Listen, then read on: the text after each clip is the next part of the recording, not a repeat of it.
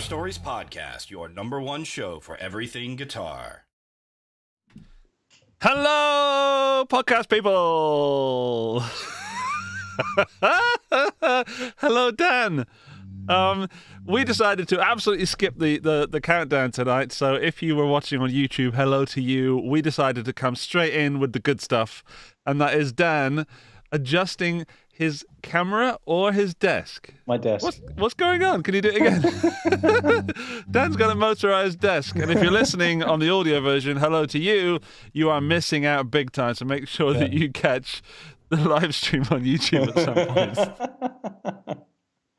point. Let's just do a quick audio check. Hello, check, 1, 2, YouTube. It's your turn, Dan.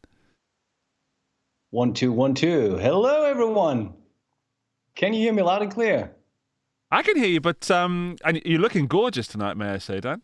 Thank you. Using new camera, new lighting setup, everything. It's just amazing. Wow. Yeah. I'm not sure you've selected the right microphone, however. Oh, let me quickly check. You do sound as if you're running off some kind of computer mic. Huh. I'm also charging my iPad because I forgot. I'm all about the place today. I have had such a wonderful day in the sunshine. I had a bit of a ropey afternoon because I forgot to take my medication and ended up high as a kite, which is probably why I'm a bit loopy right now. I got all dizzy and realized that maybe I should be medicating this young boy. I'm glad that you're now in the game and no longer just, floating around. Now, when you can't see your hand in front of your own face, you're like, is that my hand? My hand looks so far away from my face right now. That's what it was all like. So, yeah. We are in high def tonight, everybody on YouTube. I'll say it again. If you're listening on the audio version, hello, we love you too. But you've got to see Dan now. Dan is upped his game. Absolutely. To quote Sarang, Dan is bringing the camera game. I mean, you mean like this?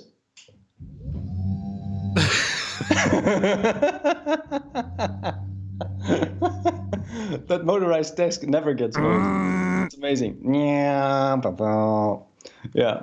Yeah. And I've got some background action also going on. You're in a different location today, Dan. Where are you? Oh, boy. That's a long story. I'm in my office. So hello, everyone from the Ibanez Germany headquarters here at Meinl in Gutenstetten. Having some lovely ice-cold coffee and spending my night talking to you guys because my friends at Vodafone fucked up and they effed up twice. You can't correct that swear after you've already sworn. Yeah, I know. You know what? I've signed 2 contracts with Vodafone, one for my apartment here and one for the house that we moved in. And they effed up both. So the most funny story is the one that we have like the cable to our house was broken. And they did some testing. The technician was there and he was a lovely guy. He came to our house and he was like, okay, now get that going. And then he tried and he measured everything. And then he called me and said, we might have a problem here. There's a cable broken somewhere. We might have to, dig up the street and see if we can fix it. So long story short, 1 week later, a couple blokes came to the front of our house and couple of blokes. Yeah. Dug up a hole and then rang the bell and told me, you know what, we couldn't find the issue, but according to my plan, it should be 1 to 1.5 meters left from where we actually had to dig that hole. So I thought, okay, cool. He knows where the problem is. He's probably going to fix that. Wrong, because he told me, no, we got to close that hole because we've got no permission from the city council to dig another hole just 1.5 meter away from that. So again, tomorrow morning, 8 o'clock, they will be there digging up another hole and hopefully we'll be able to fix that. But in the meantime, I'm just streaming from my lovely office with beautiful guitars in the background and all of you guys in the chat. Hello to everyone. Using the company internet and company electricity, probably the company heating as well. Dear. Everything. Oh, man. Well, thanks for sponsoring us tonight. Yeah. Thanks, Mr. Meinl. Yeah. Yeah. Actually, episode 32 already. So 32. 32, yeah. And we've got a guest tonight. Who is it, Andy? I can never pronounce his surname correctly. I always have to question it. It's Mark Lettieri. Correct. Mark Lettieri from Snarky Puppy. Correct. Yeah, I'm excited. Yeah. I've got some stories, but I'll save that for the guest section because that would make sense to put it there in the podcast. Awesome. I want to go straight in with the guitar news, if you don't mind, Dan. Shall we do that? Of course, please. Oh, guitar news.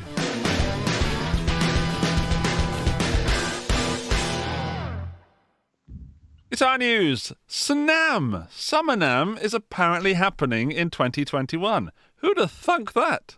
Not I. No. Thoughts, Dan?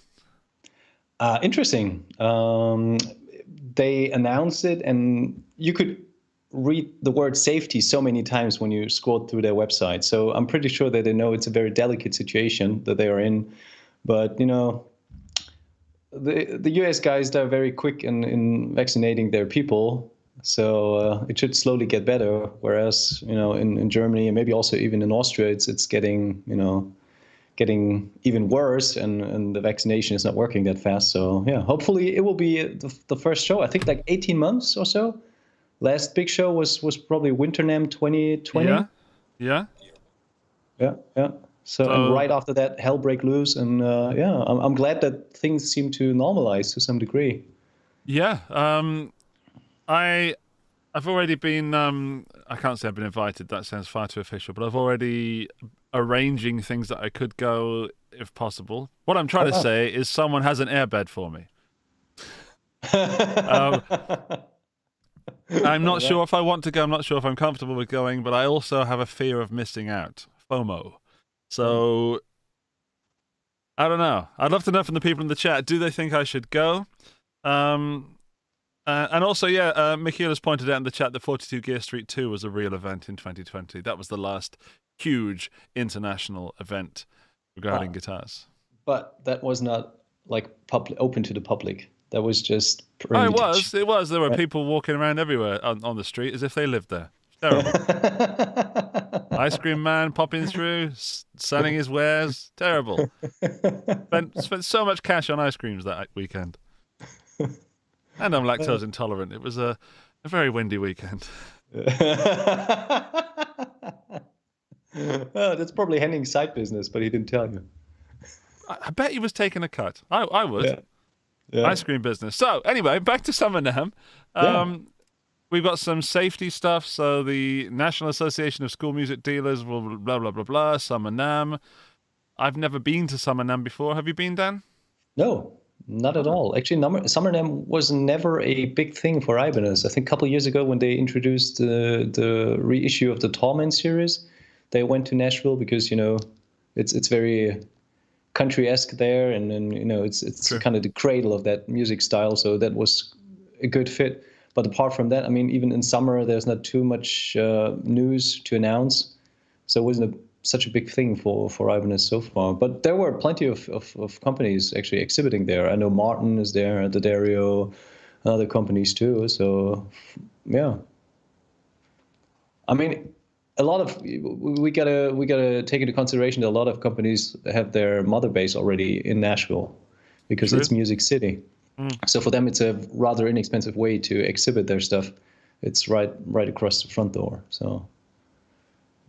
I'm just reading the comments in the live chats, and people are actually not that keen on me going. They seem to care about my safety. Thank you very much, everybody. Thanks, everybody. I don't want to call you out by name, just in case you're joshing with me. But we got some more photos. This is one of a shot of the show floor. I just can't imagine being around those people right now. And Yeah.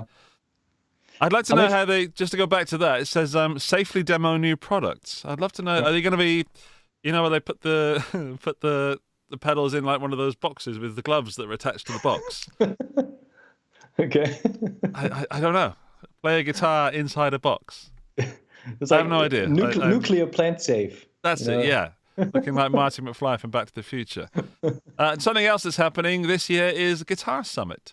Yeah, also a big announcement. Or potentially happening, as far as I understand it. No, they are definitely sure that they want to do it. So they already have a safety concept. and I'm now talking to the companies, trying to get some registrations in, or talk to people and enthuse them about the concept and also about the safety concept. And that would be a big thing, because to me, frankly speaking, I think Summer NAMM is very, very, very close, and it's just like within a couple months already, and Guitar Summit is half a year away, so I think I'm a little bit more positive that could actually happen with some sort of I agree. health concept and safety concept, and they already provide information that the booths are actually getting a little bit smaller. So you've got more space in between, and also, I think they also are going to limit the overall amount of customers per day. So that's definitely a good idea. And frankly what speaking, I'd ban YouTubers if I was Guitar Summit. That'll save some space. Yeah, those useless people. Useless. No, but shills. actually, it could be a good thing, because the last year's Guitar Summit was always pretty crowded on Saturdays, and it was rather low attendance on Sundays and Fridays. So if they have a limit and they have a cap that they fill, and then the tickets are gone, that could actually even out the attendance throughout the 3 days. So that actually could be a good thing in the long run for them. Yeah. That's absolutely, yeah. I hadn't thought of that. Yeah.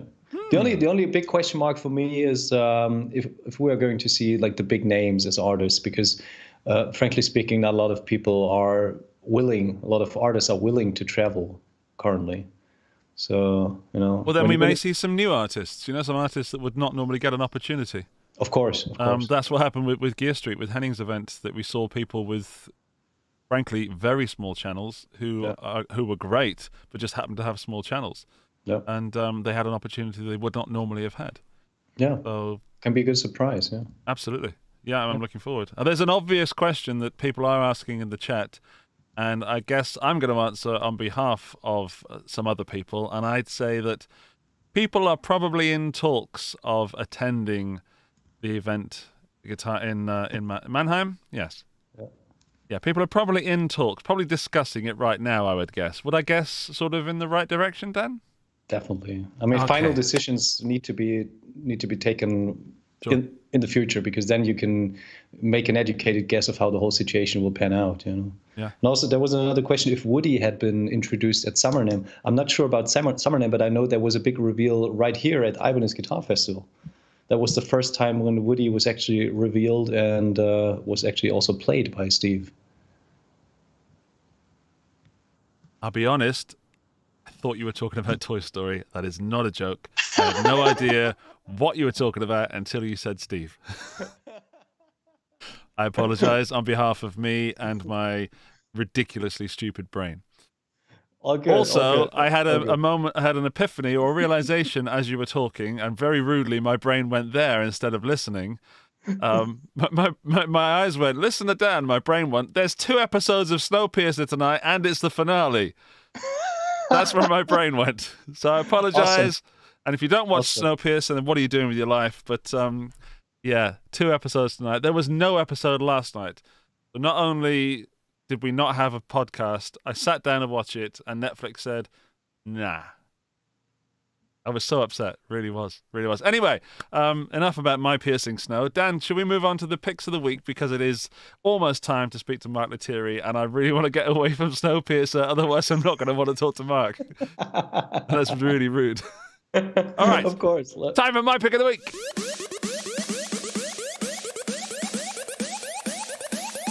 Andy's pick of the week. My pick of the week. First up is not this guitar, but I thought I'd bring it up. This is the master-built Joe Strummer from Fender.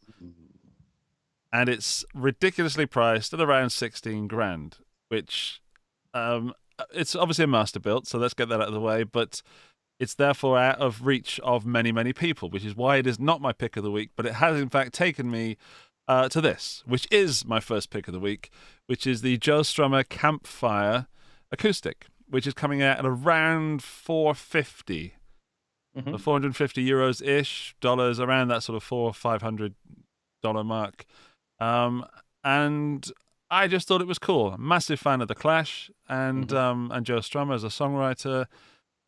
I'm not a massive fan of Fender acoustic guitars, but I really want to try that one. And I think it's priced appropriately, should I say.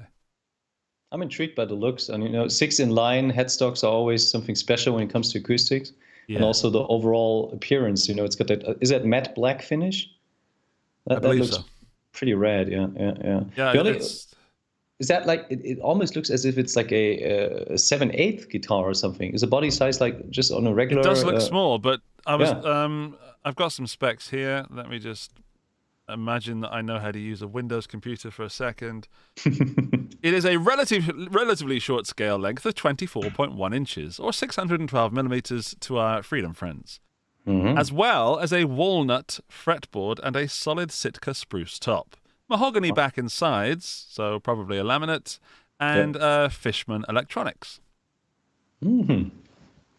That's interesting. I wouldn't have expected electronics because it doesn't have a cutaway, and you can see it in the picture actually. But that's cool. So it's a stage-ready guitar basically, with an interesting scale length. Yeah, it's going to look ridiculous on me if I ever do play one because it's smaller. Yeah. So, absolutely.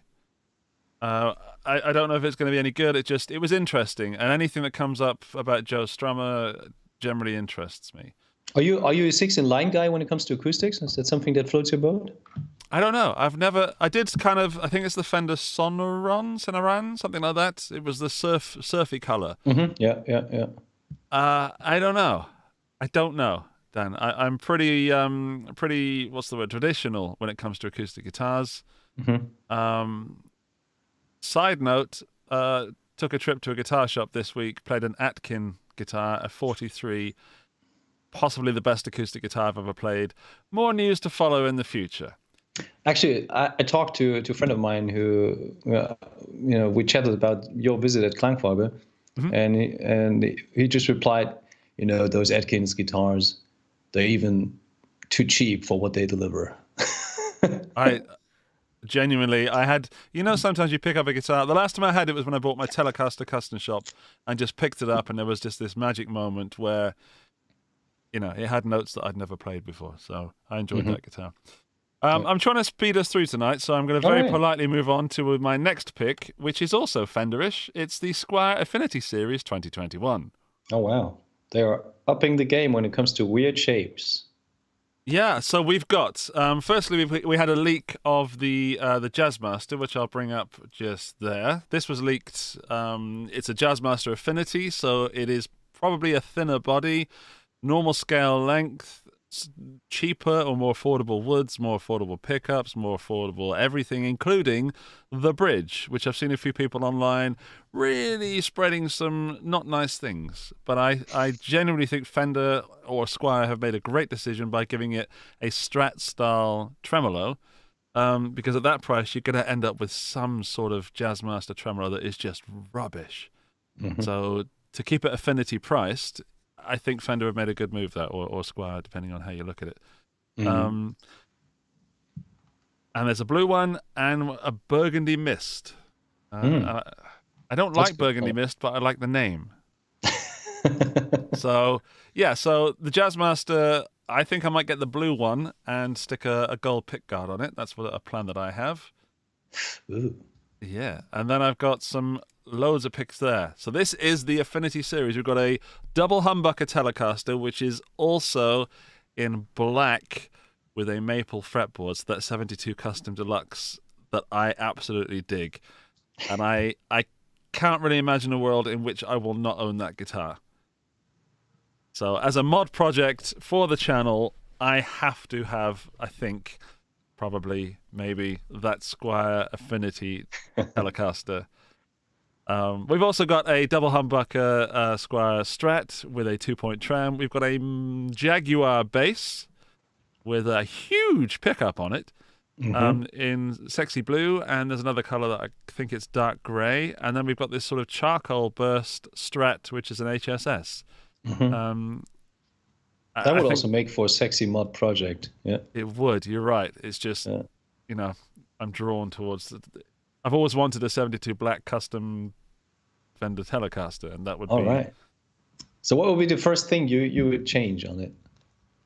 Probably just do a setup, fret level, and make sure the frets are actually playable. It probably is. All right, that's the bare minimum. But like, what would you actually mod?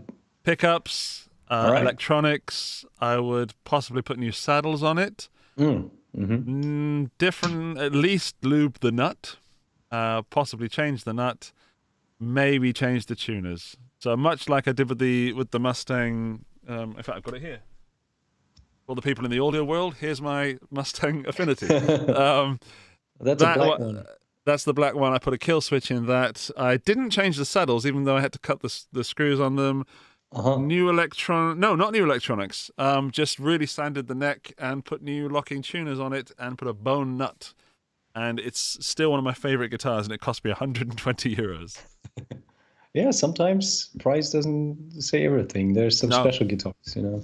So I'm excited. I love Squire guitars. I think Fender are at their best when they're doing cheap, crazy stuff. It just opens up the world for new guitar players and people with some disposable cash, you know? Because there are pedals more expensive than these guitars. It's ridiculous. Yeah. I mean, if you have to spend a whole bunch of money, you probably play a safeguard and go for, you know, a regular Strat or a Relic custom shop Strat or something. But the quirky and unusual stuff, you don't spend too much money. I think that's also, we talked about that 2 weeks ago about the Acoustasonic. That's probably the main issue about that guitar, that it's raw. I mean, the quality is definitely there, but it's probably priced too high in order to appeal to those people that are just curious and would like to try it out. So, but this, I mean, Fender and Squier are knocking it out of the park this year. They have so many models. It's kind of hard to keep track on that. It's like every other week there's, oh wow, another Infinity alternative parallel universe Back to the Future series. All right, mister, here's a new finish. Touche.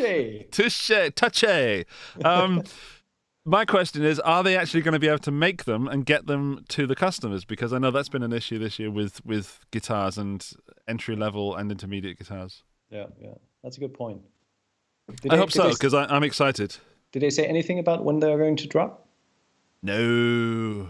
Or possibly yes, but I didn't look because I was too excited looking at the pictures. All I care about is the pictures. Oh, yeah. Greetings again to the podcast listeners. Yeah. Hello. Amazing images, yeah. Speaking of that, let's go to the chat for a second. And Michiel, Studio Simil, quite rightly says that Joe Strummer would probably have hated a £16,000 pound guitar, but I agree. And also hello to Tom Quayle. Hey, Tom. Hello, Tom. Have you bought a Shark guitar yet? And that, I have so many picks, but I want to move on, so I'm just going to leave it at 2 this week. All right. Let's go to Dan's pick of the week. Dan's pick of the week. Dan's pick of the week. I love that music. Yes, pick of the week. Awesome. All right, what is that? That is one of the most iconic PRS guitars, and I want to know if Mark Lettieri would actually play that beast. That is Wes Borland's 4-string guitar that he used on so many hits, especially Nookie. So I highly recommend to check out some of the old Limp Bizkit stuff when they played live. And it's just something about the energy of the song when I was a teenager that just, you know, got me. And it was that, you know, it did it all for the Nookie, and you would go and scream, and, you know. There's a long story behind me being finally able to see Limp Bizkit after, I think, 3 attempts. Wow. Because they had to cancel concerts because one time they didn't get, like, I think, visa. Second time there was some drugs, and the third time the drummer had some back issues. And yeah, I mean, it took me a while to see them live, but it was still an experience. But back to the guitar, it's actually a black Fender, like, custom 24, but only with a very narrow fretboard. And is it a tenor? Is it a tenor? I don't know. It's got a what's that? It's tuned. It's hyper tuned in F sharp, B, and E. So it's an AADG tuning, and it's got a 26.5-inch scale. So it's like semi-baritone-ish. It's not 27-inch, so it's in the middle. So yeah. So it's got an 80 low string, then 42, 32, and 22. and it's got guitar and bass pickups, 2 outputs. So it's like a guitar bass chimera kind of thing. But it's just a thing that was used in Full Nelson and The One and Nookie and all those great songs. So I totally dig that they are creating this. And I think Wes Borland already wrote that it's a Mark 7. So it's already the seventh iteration. And actually, that's a guitar that I would love to see as a PRS SE model, because that's so quirky. I would buy it in an instant just to fool around with it. Dan? Yeah. I don't like Limp Bizkit. All right, that's it for tonight, folks. So let me know. The less I say about Limp Bizkit, the better. What? The less I say about Limp Bizkit, the better. So, but just to put things straight, are you more Team Linkin Park, or are you just like, is that whole new rock, new metal thing not your cup of tea? None of that is my cup of tea, but if I had to choose, definitely Linkin Park. Really? Okay. I was always a little bit, I always gravitate towards that Limp Bizkit stuff because it had that jazziness to it. Although Rollin', that's a tune. Roll, baby. That's a tune. Also, My Way is... I'm backtracking now. Yeah. All right, let's move on. That's a great instrument. I was enthused to see it, so yeah. And another new guitar. I think the year 2021 is quite the year of the Telecaster, or the T-style guitar. We've seen so many variants of it from all sorts of companies, like I don't know, Ibanez and and also Schecter. And actually, they are bringing one of their best-selling signature guitars as a PT version. PT stands for Pete Townsend, by the way, because he used the Schecter Telecaster style guitars back in the day. So that's loaded with a single coil in the bridge. It's got a humbucker in the neck, and it comes in a beautiful atomic sapphire finish. And I think Schecter calls those finishes Wembley. These are kind of relict finishes, so it's slightly relict. It's not like brand new, but also not heavy relict. So it's got some little crackles to it. It looks as if it has been played subtly already. So that was pretty cool to see that Nick, he was one of the first guests on the Guitar Stories podcast. And we have a long history working together from Mesa Boogie to Dario, and he's just a hell of a guy. And it's great to see him do so well with those guitars. And people seem to dig not just the Strat style guitars, but also the new model. And they're actually surfacing already. I saw today that in Italy they received the first samples or the first models to sell. And I really like the looks. Unfortunately, at the moment, I think they are only available as a custom shop version. So they should clock in at around 3.5, 3.6K, which is expensive. But I played Nick's guitar and a couple of other of those, and they are very well made. So if you're in the game for a Schecter guitar, that's definitely one of the first models I would try out, because I'm not too much into the whole metal stuff that they offer. So yeah, I like the more classical looks that they offer. Okay. Actually, did you know that Schecter is also very important for Mark Knopfler? He used to play Schecter guitars for quite some time back in the day. Yeah, I've been learning a lot about Schecter, and also Robert Smith of The Cure was playing a Schecter, and I think they're also producing the Prince, the cymbal guitar, and that's right, Schecter, and they're also the manufacturer for Zakk Wylde's guitars. I mean, I don't want to go too deep into that topic, but they're very broad. They're much broader than what you would expect when you first check out their website. Yeah. So very glad for Nick. Great model. Looking forward to see that hitting the stores. And I like competition. So we have the AZS now. Schecter has the PT. Nick Johnson. We have the Larry Basilio. We've got the Josh Smith. So I think there are a lot of offerings for modern players that don't necessarily want to buy something from the big F. So that's cool. Speaking of which, do you want to move on to your next one? Yeah. LE style guitars?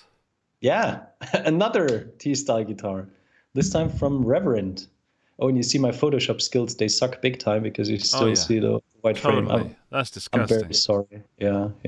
I wish I was listening to the audio version. Yeah, we can describe it. I mean, Greg Koch had a nice Gristle Master signature guitar that's got introduced, I think, last year. Is that correct?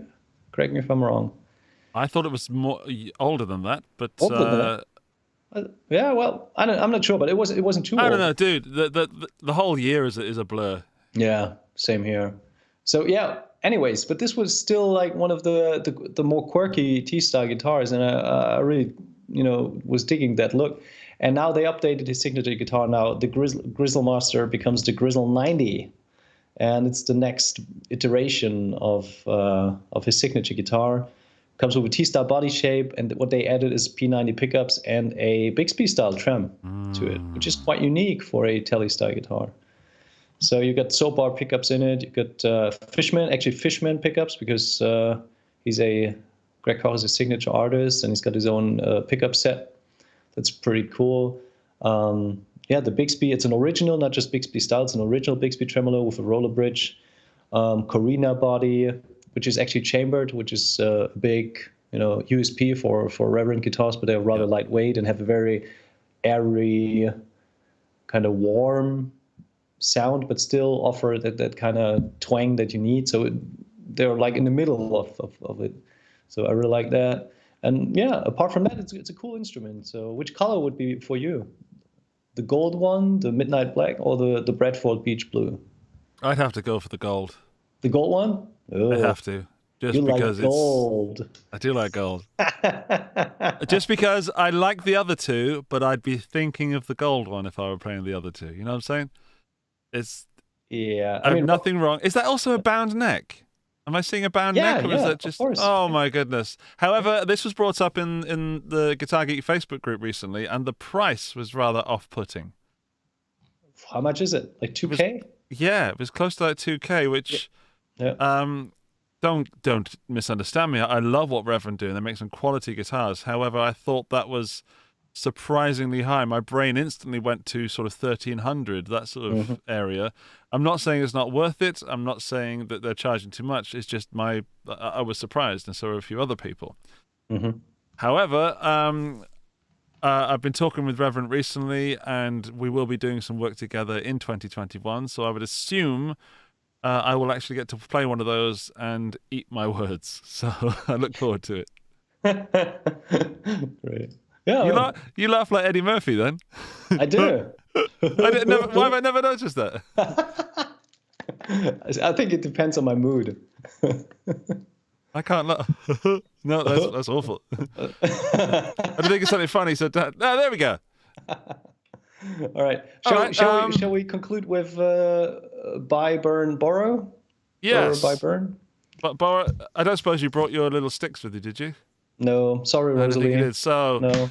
We need to know, everybody. There are 4 picks, but you need to choose 3 of them. Which one you will buy, which one you would borrow, and which one you would burn. You may not choose not to burn something. It's like that old, I want to say, cuddle, marry, or kill. Just to keep it PG, in case most of my family are listening. So we'll go to Dan's. Dan's had the Greg Koch Gristle.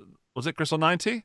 Yep. The Schecter, the new Nick Johnston, and that bloke from what's the band called? Limp Bizkit? Wes Borland. Sorry, it's written just there. Then if we go to my gear scene, we've got we're gonna go for the whole Affinity series just to make it easy, or the Joe Strummer Campfire Acoustic. So. All right. Dan, would you go first, sir? And just to let you know, Mark Lettieri is in the green room waiting to come on and talk all things guitar. Awesome. Okay, well, let's start with the Nick Johnston. I'd probably borrow to compare it with the AZS. Whoops, sorry. The Nick Johnston. Yeah. Okay, see, that makes sense. Yeah, a business move, a sensible move.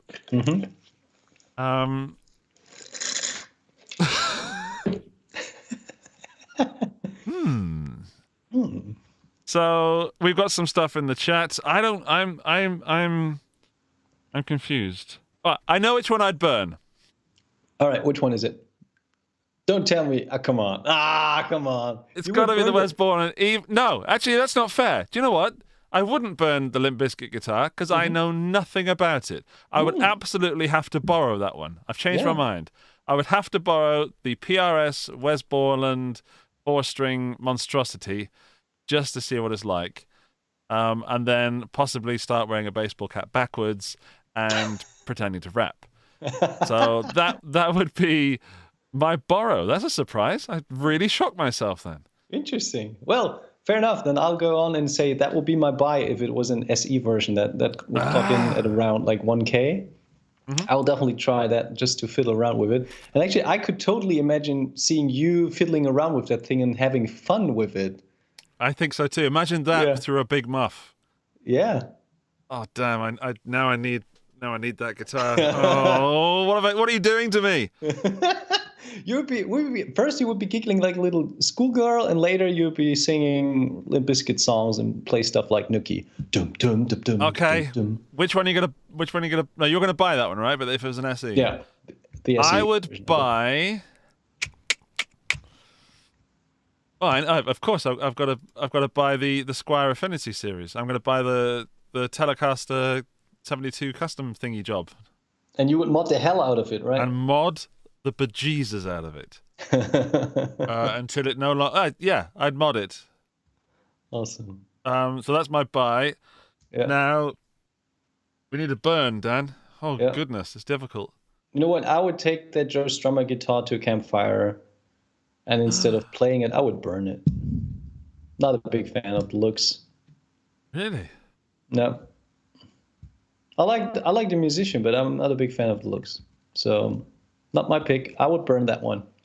What about you? For the first week, I'm having a very tough time answering. Let me go back to you. Can I borrow the Borland and burn it? What? You don't burn my guitar. Jeez Louise, I don't know. I think I'm gonna. I'm getting confused with the buttons. I'm going to have to also burn that campfire. I'm going to have to sit slightly too close to the campfire. By accident. I mean, honestly, the only answer I can give, even though it's a slight cop-out, is to burn the master-built Fender Joe Strummer, because I think that's not a good idea. However, he wouldn't even like it because he wouldn't spend that much money on a guitar. I don't think so either. But I want to talk to Mark, and so do a lot of people in the chat. But before we do, let's just see what the chat people said about what they would buy, borrow, or burn. We have Krena would buy Reverend, borrow Schecter, burn the acoustic. Sarang would buy Wes Borland, borrow the Affinity, burn the acoustic. L&M Guitar Corner would buy the Affinity, borrow the Schecter PT, and burn the Wes Borland PRS. Oh dear. Fergie borrowed Dan's Kemper toaster. Burn the campfire and buy Townsend tellies. Oh boy. Studio Camille would buy the Wes, borrow the Reverend, burn the Affinity. And then, actually, no, he said he'd burn the 16K Strummer out of protest. I'm with you there, my friend. Agreed. And then Alexander wants to know, why does the campfire guitar have electronics? I don't know. I mean, honestly, a Fishman pickup system is not that expensive. So why not just throw it in there? Yeah. All right. Before you stop the call, let me just, out of protest, use my new Atom Blackmagic Mini Pro ISO for this little advertisement break. Oh, good Lord. Right. I'm going to kick Dan off the chat because we're going to bring in the man that is Mark Lettieri. And so I'm losing it now because I can't believe he's done that. I don't even know which button to press. Right. Goodbye, Dan. That is off. You're with me. You're stuck with me for a minute. I'm going to compose myself and add Mark to that chat. 1 second. If you've got any questions for Mark, by the way, then please let us know in the chat, but don't let us know until we're actually ready for the questions. Because otherwise they'll just get lost in the chat. And that was a real sneaky move by Dan. So I'm going to place the call right now. And let's go to the guest scene. And we've got Mark is just there. I believe Dan is back, and when Mark joins us, I will stick him in the chat. He's not joined us yet. Oh, the suspense, Dan, the suspense. Oh, there he is. There he is. Hey, guys. Hello. Hey, Mark. Hang on 1 second. These things are always so funny. Oh, here we go. That's why. There we go. Okay, cool. Now I can hear you. Awesome. We can hear you and we can see you. You look Look at wonderful, these sir. graphics you guys have. This is ridiculous. Oh, yeah. Feel like I need a cartoon giraffe or something, or maybe like I don't know, an amp inside my head, or I don't know. I'll work on it. We'll fix it in post. What's going on, dudes? Everything's all right. I'm good. Awesome. Everything's great here. Cool. Wow, I'm just admiring your guitar arsenal, right? Oh, yeah. Left and right of you. You know, yeah, people comment on it, and it's not set up this way because I'm trying to brag. It's just like I don't have any other place to put it, and this just happens to be where the webcam is. So, you know. Yeah, me too. That's why it is. Yeah, but yeah, I guess it looks pretty cool. Not gonna lie. If you had to grab one right now, which one would it be? Oh, you know the answer to that question. I don't. Yeah, I'd grab the one that I made. Oh my goodness! Look at that. This is a shiny. It kind of matches my shirt. Whoops, kind of matches my shirt a little bit. But yeah, here's the Fiore. But lately I was grabbing. I had a couple protos lying around, so I turned them into baritones. So this one has like 14 gauge strings on it, and it's tuned to A. So I'm working out the tracks from my next record because I got to start playing them in front of people soon. Yeah. So anyway, I saw that you're going to play a couple live gigs already in a quite near future, right? I saw that we've Guitar got Sanctuary. Yep, we have a handful of them here in Dallas Fort Worth area. A couple kind of like small club gigs that we're going to be doing. So yeah, I mean, you know, taking it one gig at a time, making sure it's, you know, safe, and we wouldn't do it if we didn't feel comfortable playing there, you know. So these are venues that are handling it the right way, you know, as far as we're concerned. So yeah, man, it's starting to come back around, thankfully. Yeah. Well, yeah, finally. It's about time. It was a long hiatus of live music. Well, yeah. I don't think we're out of the woods yet, but hopefully we can kind of get going in the right direction, you know. Yeah. So how do you think people are gonna? Sorry, Dan, carry on. No. Please. How do you think people are going to react to live music again when it comes back?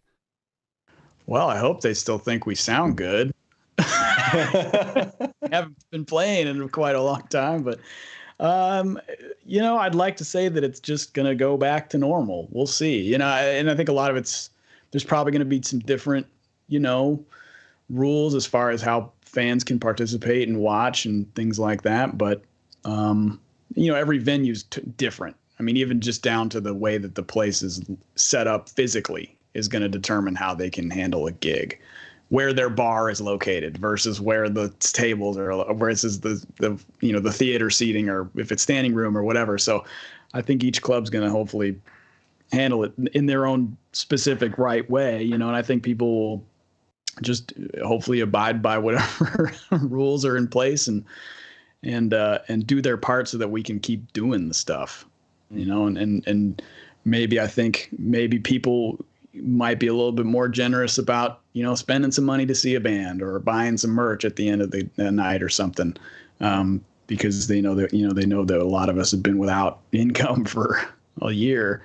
But again, you know, the fans have been without income too, a lot of them. So we'll have to help each other out, I think. Yeah. Absolutely. How's the pre-sales been so far? Is there a lot of appreciation from people that are, you know, finally able to get back to venue and see people play live music?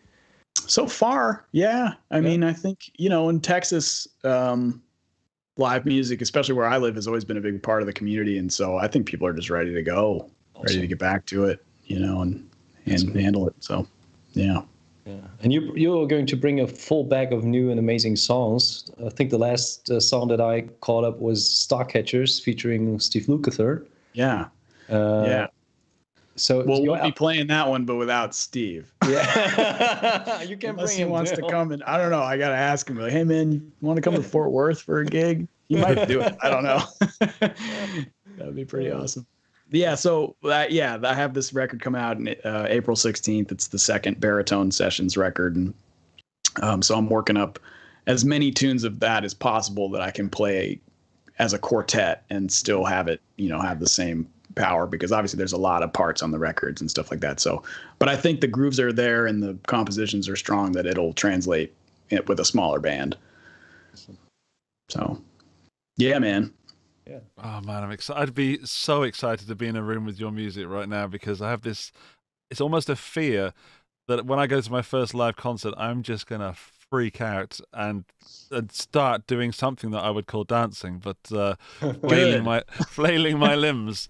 I just remember all these times where I thought, I quite like to dance to this music, but I don't have the, I've just got that little thing that I'm holding on to, my fear of not dancing in front of people. Mm-hmm. And I just think that's going to go straight out of the window, and I'm going to regret all those times that I didn't take the plunge of interacting. Well, And, a live gig is a safe space in terms of dancing. Like, it's whatever you want to do. If you want to freak out, that's great. Because we on stage respond to that. If everyone's freaking out, I'm having a great time. If everyone is quiet and intently listening and hanging on every note, I'm having a great time. So, so do you, man. I absolutely intend to. Absolutely. People in the live chat are very happy that you're here, so thank you so much for joining us. Oh, my pleasure. On the Thanks podcast. for asking, man. For sure. Yeah, it's we've been really looking forward to this. When we look forward to, obviously, all of our guests, to be diplomatic, but I'm sure there were a few that were just like, oh, we got this guy on now. What are we going to talk to him about? Well, that's when we don't have a guest. I hated his last record. What are we going to talk to him about? But thank you. You've been very kind so far. Happy to be here. Good. Ticking some boxes. Yeah. Dan, did you have any special questions so far to get us on track? Yeah, actually, I was interested because Mark is releasing his second baritone album. Would he be interested in playing a guitar like we just saw the Ballin thing with that interesting tuning and bass and guitar crossover? Is that something for you? Let me show you on screen just to bring it back again. Yeah, I don't know what you're talking about, or maybe I do. All right, okay. Well, they just finished a special instrument that here it is. Oh, that Wes used, yeah. Oh, okay. Yeah, that's right. I saw the PRS is one of their main tech dudes posted that. And because he was part of the team that was working on it. I didn't even know that was happening, but that thing is wild looking. Because Wes played a guitar like that. I think I remember seeing it like in the Nookie video. Yeah, correct. Like, yeah. 14 or whatever. But that looks wild. Yeah.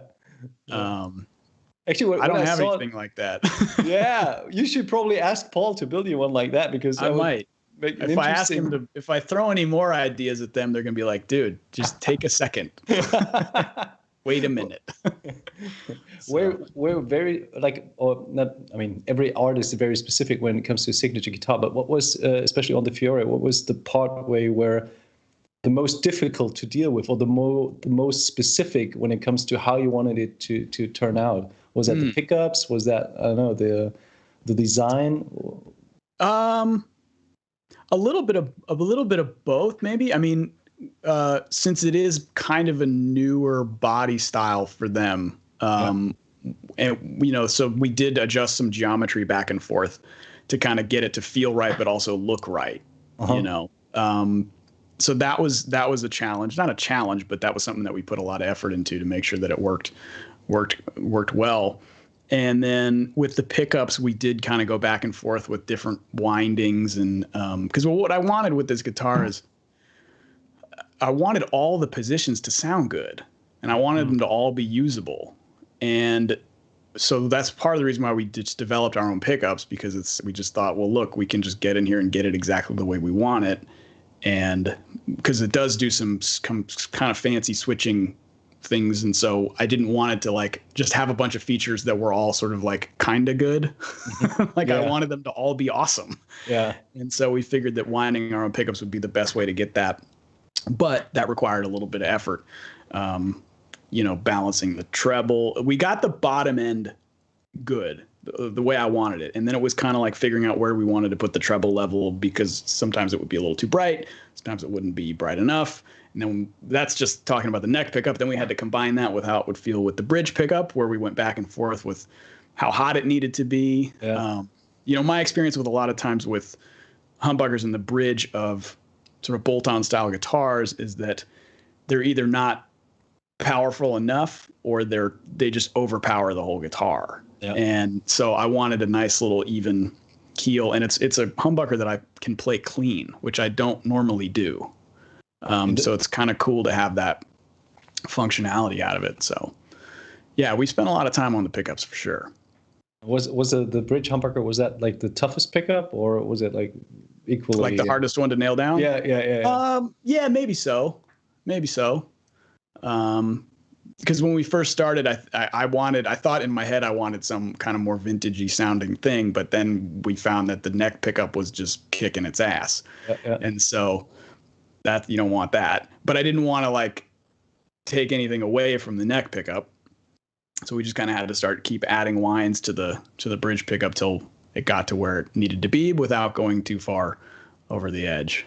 And what I noticed with it, because I don't use high gain, like I don't use gain channels on amps really. I do everything with pedals. Mm-hmm. And so I was very in tune to like, okay, I need the pickup to kind of give me that little extra push into those dirt pedals that kind of gives you that nice sustain, So that was what we were trying to get to. And then as a result, I found that the thing sounds really, really great with like plugins and modeling stuff too. For whatever reason, it sounds awesome with like a Kemper, which is, I see you've got one there behind your head. Yeah. I've got one right here, and I use that on sessions all the time. So it was like this, it just needed to sound good no matter what I plugged it into. And it did. It does. Cool. Yeah. You've been using the Neuro DSP stuff. I saw you posting about, and I am so impressed with that stuff. It is just, it's next level. Not even next level. It's like a new circle. Yeah, they changed my mind on plugins, for sure.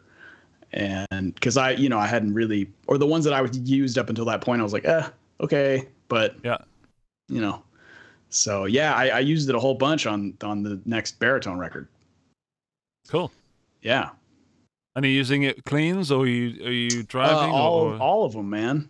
Yeah, I have a couple packs. I have my buddy Corey Wong's pack. I have Pliny, crazy cat. I got his pack, and Tosin. So all the homies gave me their stuff.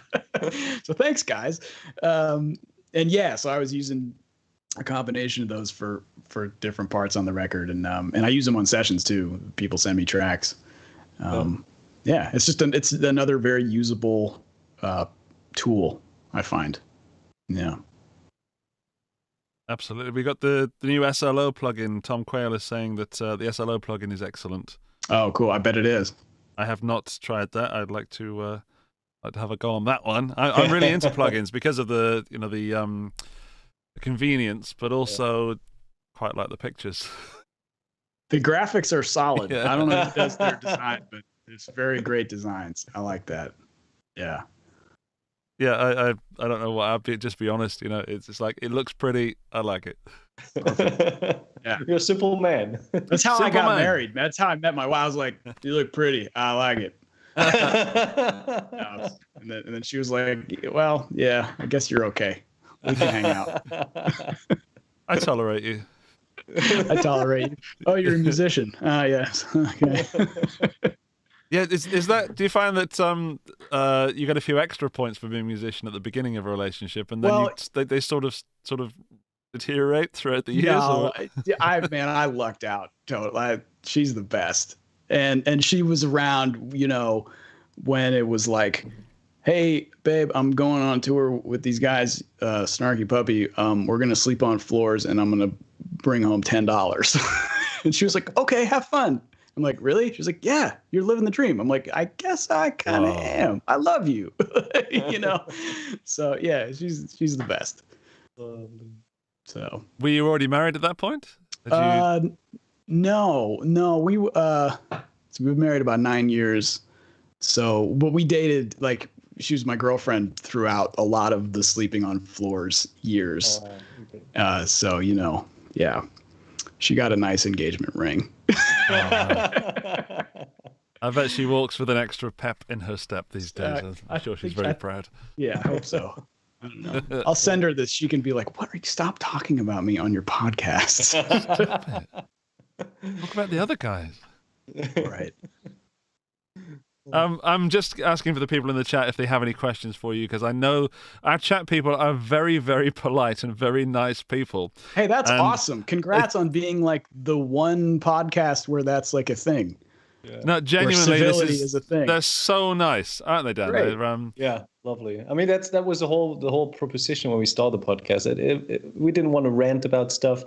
We just wanted to do what we love, to talk gear and just be positive and, that's awesome. Enthuse others about that, and not, be, this player is better than this player and this brand sucks. And, no space for that. Yeah. No. I think usually the whole guitar scene seems to be a little too competitive when it comes to that. And I always admire that when I see, Tyrone Lockett and Mike Johnson and those kind of the drummers, that community is very closely knit. Isn't that weird? Yeah. Drummers are so nice. Yeah. And bass players too. It's just guitar players that are. I hope I'm one of the nice guys. I don't know, man. Yeah. I think if you're not, you wouldn't know, so it doesn't matter. Wait a minute. But I just asked if I was. So does that mean I'm an asshole? I'm confused. I'm not, we're here to find out today. Leave an F in the chat if I completely offended everybody. I heard a quote that nobody hates guitars more than guitar players. Yeah. And I think that's so true. And there's so much negativity out there that we don't want to push that around anymore. It's so easy, and it's so easy to get traction when you're being negative, with headlines and things. It's actually weirdly harder to get more traction and attention when you're being positive, which is ridiculous. But doesn't matter. It's I love guitars. I have loved guitars since I first picked one up. So I want to spread that love and man. Spread it all over. Yeah. Safely, of course. Safely in 2021. Responsibly. Right. Spread responsibly. So, Mark, going back to the whole guitar stories idea, like apart from the Fiore, which is of course number one guitar at the moment because it's your signature guitar, and I think also your mom drew the truss rod flower, and so there's a lot of heart, a lot of emotion in that guitar. But going back to your long history of guitars and the whole arsenal of instruments you're using, so many diverse guitars. What is your guitar where you have a specific story with? Is it like the first baritone guitar you picked up because it opened that whole universe? Was it the very first guitar because it enthused you about guitar playing? Is there any special instrument, that one guitar apart from the signature guitar that you would grab? Well, there's a couple. All right. So if you don't mind me talking about a couple of them, we'd love. Go. Yeah. Well, here I'll just start grabbing things. Yeah, please. Yes.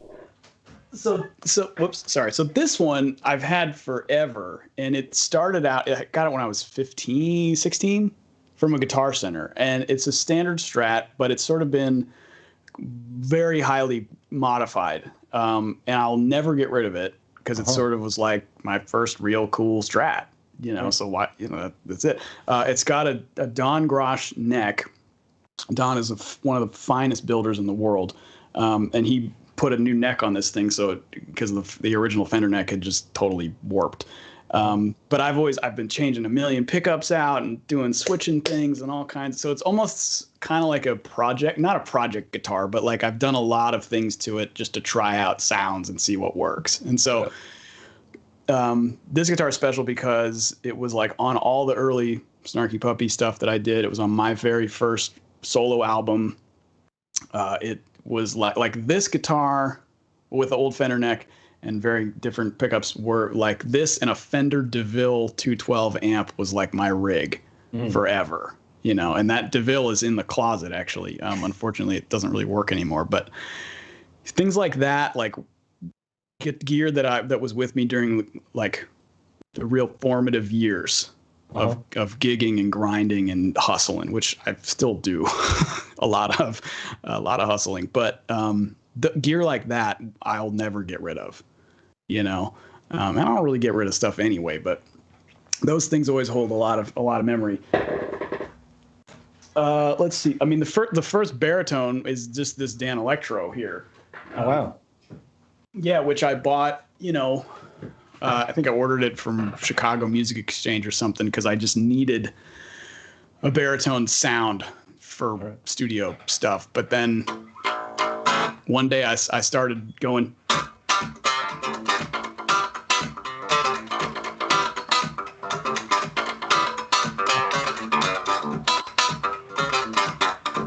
Whatever, I started playing funk on it, and I was like, okay, so this is a thing that I have not done before. Yeah. Let's make music that way. So that was very important. And was that transition for you? Was that hard in terms of, you know, string gauge and how you know, because that's like you save that in your memory with the bendings and where the frets are. Sure. And the baritone guitar is quite different universe. Like, how was this transition like for you? Well, it really just was mostly a way for me to focus on rhythm and riffs, not so much lead playing or melody. I mean, I kind of understood that was not going to be an element on the baritone guitar necessarily, which is kind of why I have started putting these larger strings on these Fiores to kind of like see if I can get more of like a sport baritone, like one that I can play standing up and maybe play more leads or melodic stuff, but also get the baritone feel, because, I mean, these things is like playing one of these standing up is like a hockey stick. And so it's not super conducive to the baritone funk style of playing, which is sort of a very athletic style of rhythm guitar. But you can't beat the sound of an old Dan Electro or this Bocce baritone too. That's a really special guitar.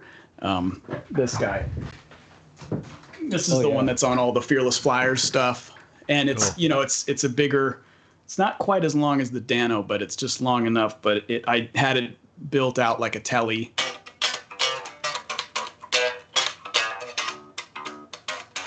Wow. You know, so it's got another kind of newer, sort of more open-y, Tele kind of baritone sound. And actually, I really like the idea. You've got a bass pickup and guitar pickups on it, so it's like a combined thing. You can't run them into separate outputs if you want to. Yeah, that's nice. But and then, you know, and of course, like this is the family heirloom, the blue Don Garage. Like I said, I mean, Don is one of the finest builders, and so I ordered this. Oh gosh, 2014, I think. And this is an really important guitar because it really kind of helped me chase that sound that I hear in my head, you know, that ended up developing into the Fiore. So this is on a whole bunch of records, a whole bunch of solo records, a million projects. So yeah, this guitar ain't going nowhere. So yeah, man. But you know, I mean, it all kind of culminated in this guy, which was my opportunity to really like take all the influences sonically that I've had and like, all right, let's put it into a guitar and see if we can get it out there in a way that, you know, anyone can kind of go and order one of these and pick it up and do their thing with it. So it's a long history of sound in my brain. Yeah. Pretty cool. So how was working with Paul on that guitar? Was that like, did you share the same vocabulary, or was that some sort of getting you know, to know each other and kind of, you know, finding the same vibe? We hit it off pretty good, because I think we're both just super passionate about stuff. Yeah. We just have really different ways of getting there, of getting to the results, you know. Okay. Yeah. I mean, he's a guitar builder. He plays also, which is very important, you know. So he's got his hands on a guitar all the time playing. But he understands the technical aspects of designing and building that I just don't. I've never studied those things. I know what I like to hear. And so that was sort of my bringing. That's what I brought, was what I like to hear and what I like to feel. And then he was like, okay, well, if that's the case, then these are the things that we need to do. And I'm going to speak to you in millimeters and centimeters and wire terminology and fret blah blah blah and all the, and I just went, all right. It's, well, if we shave a millimeter off here, then that's going to do this. And I was like, I don't know, whatever. Okay, do that. So it was a cool, because I'd never done I'd never been part of an arrangement like that where we were really kind of just trying to come up with something new or something new, that was a different thing that I had never done and they're working to do. Right. So, yeah, I mean, I think he got used to my sense of humor. I hope. I felt like maybe I was the little annoying nephew or something. No, I'm just kidding. But he was the guy's a friggin' genius. So it's like, if Paul says, hey man, you want to build a guitar? You say, yeah. Yeah, dude, let's go. So it was fun. Yeah. Really how long? Good times. How long did the whole process take you from the first sketches and getting talks with PRS until the final kind of prototype? Yeah. Well, I had been playing their stuff for a number of years, just using their 594. So from a humbucker standpoint. Yeah. So of course I was a fan of the brand and the quality of absolutely. But I guess it was about a year. Yeah, it was pretty much all of 2020. Oh wow. Okay. We started doing it. Yeah. So you made good use of the lockdown and being stuck. Well, kinda. I mean, because they were closed for a lot of it, and so we probably, I guess if we were on some sort of a schedule, we were working a lot faster maybe than we needed to, because we were, we wanted to try to have something for the NAMM show in 2021. And we did, thankfully we didn't cut any corners. We were able to get it out exactly the way we wanted it right then. So, decisions were made in regards to that sort of timeline, but thankfully they were all the right decisions, so. Sounds very, very good. I mean, the final product is probably one of the, let's say, most un-PRS-y guitars from the last couple of years, because it's a bolt-on. Firstly, right. It's it's not as flashy as like a private stock with 5A top and everything. Yeah. It's more like a workhorse and a performance guitar, so to say, but with a specific design kind of, or a different aesthetic, more like, I would say even more European aesthetic maybe. Interesting. Cool. Yeah. I'll take it. Yeah. What do you mean by more European then? Yeah, I don't know, because it's not like faster, stronger, higher. It's more like a little bit more subtle. It's more reduced. It's got that kind of more classic look, like Cool. being, yeah. Thanks. That's what we were going for. I didn't want to. I didn't want something that screamed, "Look at me." I just want something that was classy and sounded badass. Yeah. Because all the great guitars of the past are those kinds of instruments. Yeah. And so we took. I mean, it is still it is still very much a PRS in this. We've got the bottom cavity here that's carved out, and the body shape is sort of a combination of a couple different things that they had already built, so or had experimented with. So it's not totally off the block. Like it's not completely unrelated, but it is its own voice, and that was what I thought was cool about working with them, because they were okay with that. Yep. It wasn't. It was very much like a, hey, let's do your thing. What is that going to look like? And I was like, oh, okay, cool. And so that's what we did. They really had an artist forward, artist facing forward kind of method with designing the guitars. And so, I mean, of course, we're not going to ditch the headstock. So it's still very much a PR. Maybe we'll put maybe we'll do a flame maple dragon inlay. Unicorns playing baseball on the fretboard or something like that. But only I get to have that one. All right, there you go. And it only comes in SE, so yeah, right.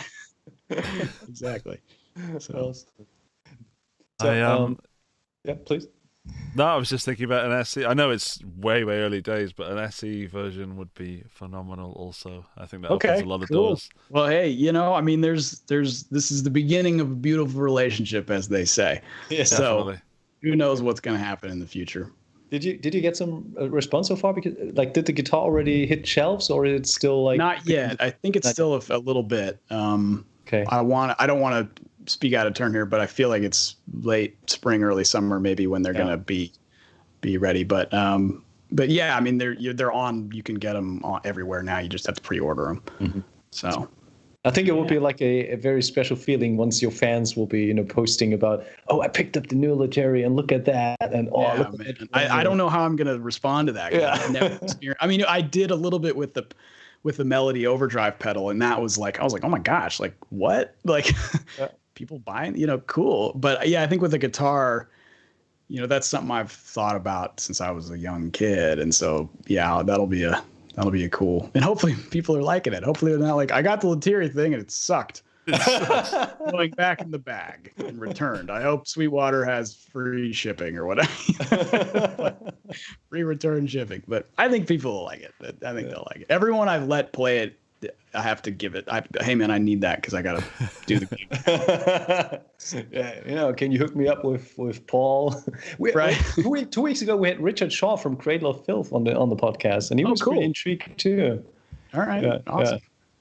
Yeah, man.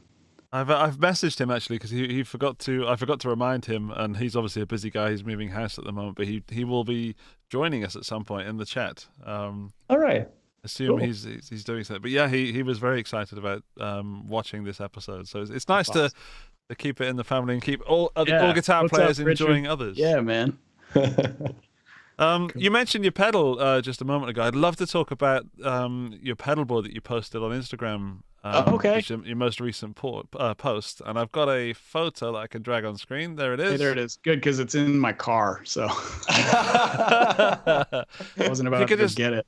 Drive your car into the room, but that is a working guitar player's pedal board. That is not a poser's pedal board. That is a working. I mean, it's got some great stuff on it, but sometimes I love the fact that you said. I think you wrote that you wired it yourself if you can't see. And well, I'll tell you what. So my buddy up at Revelation Cable pre-cut the little patch cables for me, so there's a nice and clean, but underneath where the power is routed, it looks like a crime scene. I mean, it's just detritus everywhere, so maybe I'll, kind of fix that, but it works. It's not noisy, doesn't explode or catch fire. So, And you sent me down a rabbit hole, actually, because you said that the M5 has been modded, and I can see the little sticker on there now I'm looking, but now they don't do that mod anymore.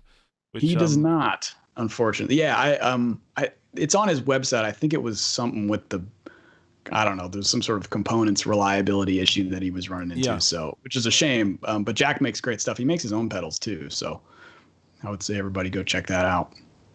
I have, and I would agree with you. It's another wonderful pedal rabbit hole to go down and definitely spend some more money on, I guess. What is your kind of your dream gear that you don't have yet? I know it's a really standard staple question. Okay. That I don't have yet. I gotta think. This might not be this probably is the answer you were thinking, but I would really like an old 70s Fender jazz bass. Oh wow. Yes. Yeah. I just don't have that sound, and I do a lot of my own bass playing here for well, not say a lot, but sometimes I'll play bass on my own records. But I need that old jazz bass sound, and I don't have that. So if you know a guy or gal that would like to bless me with one of those, I will receive it. Which year? Are we talking early 70s or late 70s into the 80s? Or probably like, early to mid, I don't know, like 73, I guess. I don't know if I have like a year necessarily, but as long as it doesn't weigh 8 billion pounds. I know some of those were pretty heavy. Yeah. But yeah, that would be cool to have, I think. I was in a band in, I think, about 2008 with a guy who had a 73 jazz bass in natural finish.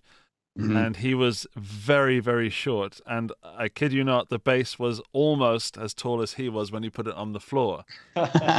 And we had to very often we could not play in certain keys because he couldn't reach the notes. Wow. He was so small, and Oh, it man. belonged to his grandfather, and it was some Okay. kind of heirloom. And it was when you said that, it just took me straight back to playing in that band where I couldn't Oh, go in man. certain keys. That's amazing. Yeah, that was I a mean, I fun guess you time. could get a Fender. What is it? The Mustang is the one that's Mustang. Yeah, those are really great basses. Actually, those are really fun to play.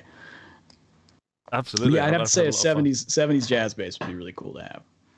Uh-huh. And do you play? Forgive me, but do you play bass like a guitar player, or do you really play bass? You know, like. I don't know. I mean, listen to the music and you can tell me. I have, guess. and But, I'm okay, surprised well, that's you. That's some of it's me, some of it's our real bass players, but I try to play like a bass player. Because I don't think I have I don't play with a pick. Sometimes I will if the sound needs it, but I play with my thumb a lot, but not like slap, just sort of like thumb and fingers. So I try to kind of keep it so it's more groove based rather than lick based. So Like the yeah. claw method. the claw method, yeah, a little bit, yeah. Yeah. Okay. It's not just me then. Okay. I've been working on modding a bass recently, and Oh, okay. in fact, I can talk about it now because the video's coming out tomorrow. Did you see the Grammys? Of course. Nice work. Thanks. With Annie Clements, she had the bass of the future. No, I think I missed that. Can I grab it out? It's a jazz bass with a with this keyboard underneath. Whoa. So she's modded. Hang on. Where's my bass? Oh, it's out in the workshop. She has this bass. I've got to bring the photo up now. And sorry, the bass with a keyboard, a synth bass attached to that bass.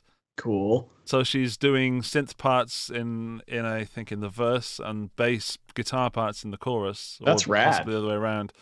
And there's a whole video of her doing it, a 4-minute video of her explaining how she does it and what it's built of, and it's just screwed on there with some wood. It's really cool. That's like, cool. Yeah. Well, dang, I'm bummed I missed that. I gotta find that. That's cool. It's just one of those things that you see it and you think she wasn't the focus of the show, of course, because it was the singer who I've totally forgotten who it was. But that's who I was watching. I was like, what's going on back there? I want to know. Cool. So I really recommend checking that out and the Grammys performance. All right. I'll see if I can bring up a photo at some point in the conversation. Okay. Or someone can direct me one in the chat because I guarantee someone else has had the same feeling as me. And even on another podcast that aired yesterday, they were talking about it. So I feel like a content thief right now. So Mark, I think Andy already pointed out your like specific playing style. Did you start on the guitar actually, or did you like learn another instrument first and then kind of transition to the guitar? No, I started on guitar. I remember like super young, my parents asked if I wanted piano lessons. We didn't even have a piano in the house, but the neighbor kids did, and they were taking piano lessons. And at that age, 7, 8 or whatever, piano lessons just meant that they couldn't come outside and play with me. They were doing, and I was like, so no, hell no, I don't want piano lessons.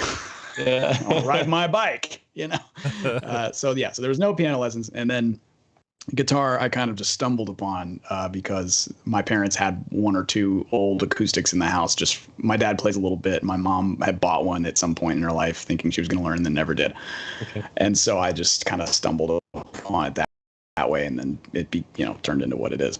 So, but yeah, I mean, I started like fooling around with the bass like in high school, but I never really owned one until maybe after college, I guess. And I don't really play.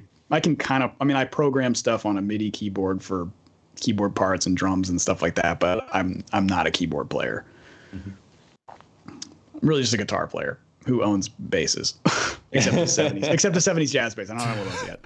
Yeah, but we went over that. Just a guitar player, a very daring. Yeah, but Andy, there's something that Mark owns, because last time I saw him play, that was at the concert prior to NAMM 2020, and he was playing with Andy Wood, who else? Phil X, Andy Timmons, right. That was a fun night. Ariel Posen, and all those guys. They were playing beautifully and shredding and going up and down the neck and screaming and yelling. And then Mark had his solo spot, and he was completely owning the pocket. Like, he was laid back, and he was just. He was the contrary to a lot of those guys that were just going faster and he was just grooving like hell. And that was one of the moments where I thought, like, all right, he doesn't want to be like another Van Halen or whatever. He just wants to be the best iteration of himself. You know, I mean, well, thanks. I mean, first of all, like, those guys are some of my dearest friends and heroes too. And so I think what's beautiful about those kinds of jams is that, especially with that crew, everyone is able to do what they do at a really high level, you know? And like Andy Wood, for example, my dear friend, we don't play anything alike, but we both know how to have a really cool, unique musical conversation between the two of us because we are mature musicians who listen, you know? So he can do his thing, I can do my thing, and then the crowd just gets a really great bang for their buck on the ticket price.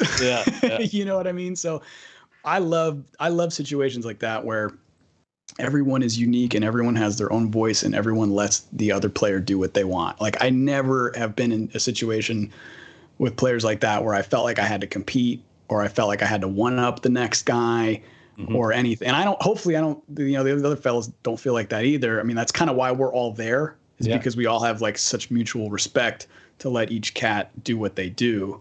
You know, I mean, you had like Ariel and Timmons are two totally different sounding, you know, and Josh and Phil X, of course, right? So if you really listen hard, everyone's really different, no matter how many notes they're playing or not playing. Yeah, of course. So that was cool. I wish we could have done that again this year. You know, so. Yeah, that's a very special bunch of guys. They all of them know where the volume knob is, and they know when to dial it back and leave. Leave those the stage guys. to If someone you else. look up the word "pro" in the dictionary, there's a picture of those fellas. Yeah, I mean, because I've been in a lot of jam sessions with a lot of guitar players where it is just a mess. Yeah, and I cannot wait to get off the stage. But with those cats, it's like, can we go? How many more tunes we know? You know, we should have made the list of songs longer. We gotta get out of here. You know. Yeah, that was pretty cool. So, man. How is it when you like shift between various music situations between playing those superstar jams and playing with Snarky Puppy and then playing with your own solo album? How do you transition equipment wise and also like from your like musical approach to it? How is that? Well, my equipment actually doesn't really change. Okay. I'm at a point now where I'm getting my sound and I know and I pretty much know what it is, or I know where I need to be with it in order to not only be myself, but to approach the music with what, the music needs. Snarky Puppy, for example, I might change out a couple pedals. I might bring another guitar that's set up more for slide because there is something with that. There is some slide guitar in the gig. And then pedal wise, with Snarky Puppy, there's 3 of us in the band, 3 guitar players in the band. And there's parts on the records that I didn't play that have a specific sound and feel that I need to be able to emulate in my own language, but emulate them so that they still feel like part of the composition. So with a band like that, I'm called upon to really play parts. And do it, like I said, kind of do it in my own language, but also do it to where I am honoring the original part and honoring the composition. It's not just an excuse to be like, hey, it's my turn. You want to hear how I think this should sound? It's not like that. That's why they give me guitar solos. So I can do, go be weird on the, express myself that way. But yeah, gear wise, it's pretty much the same stuff throughout all the gigs. I mean, with Fearless Flyers, it's really very specific because I'm just playing baritone and it's attached to a microphone stand. So there's like a whole other thing there. And we don't really use pedals. I mean, I might bring a small board. I play some leads in that band, so I might bring an overdrive pedal for some leads if I need to do that. Okay. On a baritone, which is always fun and challenging. But if I'm doing a sideman gig or a session or something, it's pretty much that board that I posted, and then 2 or 3 guitars, depending on If it's a session, I'll usually bring a single coil guitar and a humbucker guitar, and then, an acoustic or something like that, and then that pedal board, and then maybe a Kemper or one of my amps, or if I'll maybe use an amp at the studio. I bring enough stuff to get in trouble, but I never bring too much stuff to where I'm just not using any of it. But really, I mean, no matter what the gig, my job, even in my own stuff, is to really just play the tune, play the composition.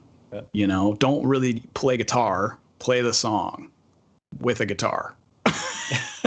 Does that make sense? Yeah. I know that might sound a little bit esoteric, but especially in my thing, because sometimes we play as a trio, and I play a lot of guitar solos and that thing, and when we jam and move around. But if I don't play the compositions right, the crowd it just sounds like dudes up there screwing around, or the guitar players up there screwing around. So because with that music, I write the songs to be songs, so I gotta play them like songs. So that's how I approach everything, man. I gotta play the gig, I gotta play the songs, and I'm just happy to do it on a guitar. I'm not up there to just play the guitar. Mm-hmm. So I think it'd be quite lonely to just play the guitar. I think it's much more fun. You know what I mean? Well, you end up sounding very selfish. Yes, and that to me sounds like a nightmare. It sounds horrible. It's all about, for me at least, and it sounds the same for you, a bit about making music together and the connections you make. And I often try and explain this to my kids about music, and I don't push music upon them, but it's the relationships you build with other musicians. It's kind of like being on a sports team, but no one loses, and you have that camaraderie, and there's no competition. However, I guess the winner is everybody when everybody is having fun and performing well, including the audience. Yeah. Right. Yeah, anything you can do in a musical situation to elevate the other people on the bandstand, if that's needed, is important. And a lot of times that means you doing less, making space for someone else. Maybe you're making space for someone that you can tell is having a bad night, right? Give them room to correct themselves. It's like you bring up the sports analogy. It's like if there's a wide receiver, talking American football, who's dropped a couple passes, keep throwing it to him. He's gonna catch it. You give him chances to work that back into their rhythm and into their groove, and then once they start catching them, they never drop the pass, and they're scoring touchdown after touchdown. So it's the same with music, I think. That's good advice. Very good advice. I like that. That's nice. Yeah, or passing the ball. What in football? You guys play with your feet, whatever. So is there, when you want to improve on especially on your timing and on the groove, one of the, most mentioned recommendations is using a metronome. But is there any specific advice or any kind of way how you, improved on that and kind of reached that point where you really are able to own that pocket and really lock in with a pro drummer? Is there? Well, it's interesting. I started really paying attention to the metronome a lot later in life than I probably should have. Oh, wow. Okay. Yeah, I don't know. I played along to a lot of records growing up, and so that helped my time feel. And I also just was blessed with being able to play with solid drummers. That's just an experiential thing that, was unique to me. It's just, for whatever reason, the drummers I ended up with were really great and really solid.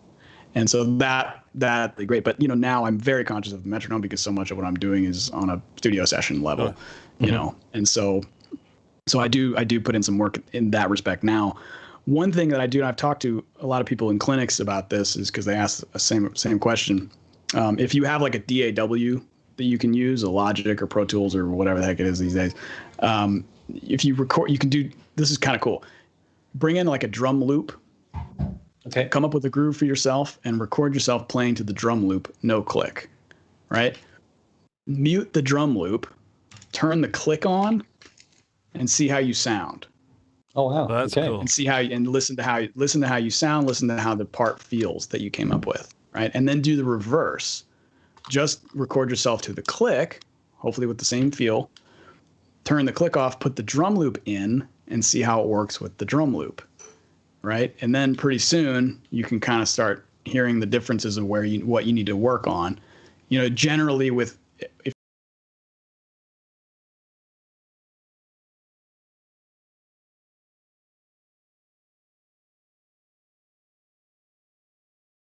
metronomes are very revealing. So the idea behind all this is you do enough of it, you learn how to make the metronome groove. You make it a part of the band. That's Right. that's And I amazing. think if you approach- that's really so Well, simple. you know, I think it was Wayne Krantz that said that, Okay. actually. He looks at him. Yeah. Talk about time feel. He's figured it out. He said that he just looks at it as another member of the rhythm section. Okay. And I was like, whoa, you're right. The click is just a really good percussionist. So I want to play with that guy. He's really good. You know, I want to play with this really great percussionist. So yeah, the click can be your friend in that respect. You do enough of the practice, you can learn how to groove with the click. But yeah, that whole turning the drum loop thing on and off is pretty cool. And it's very revealing and kind of will make you feel like shit for a little while. But then you get it together, you know? I am so stealing that. Very and good claiming that recommendation. as my own. Yeah. That is Well, fantastic whatever. tip. I saw a video of a couple of days ago with Carol Kay. I think she even used the phrase "make the metronome swing or groove," and so Oh, it was cool. That makes clicking sense. straight, and then she started playing, and suddenly the metronome seemed to sway rather than actually click, and I could not believe the night and day groove that was created by her, not even her playing, her understanding of that click. So there was all these empty space musically, but there was a feel. There was so much being said with almost nothing. And I'm that's hearing awesome. that when you're Yeah, describing she's such it. a legend. Yeah. Yeah. That's cool. I gotta check. You said that was a video she did? I mean, I will Okay, I gotta find check it that again out, too. and send it to you, but it's Okay. probably very easy to Yeah. find it. It's beautiful. Wicked. It's a master at work, you know, and Right. I mean, she played on so Everyone many- from that era, it was just, I mean, I think we forget how good they were. I mean, because they were going in and cutting a bajillion songs a day in like 2 takes. Like, all right, next one, bring them in. What do we got? Yeah. No Pro Tools. No Pro Tool. Well, what did Steve Lukather say? He's like, or no, it wasn't. It was Jay Graydon. There's an interview where he's like, before Pro Tools, there were pros. And I'm just like, oh, okay. That hit me in the feels. Like, nope, I could not have hung with Steely Dan.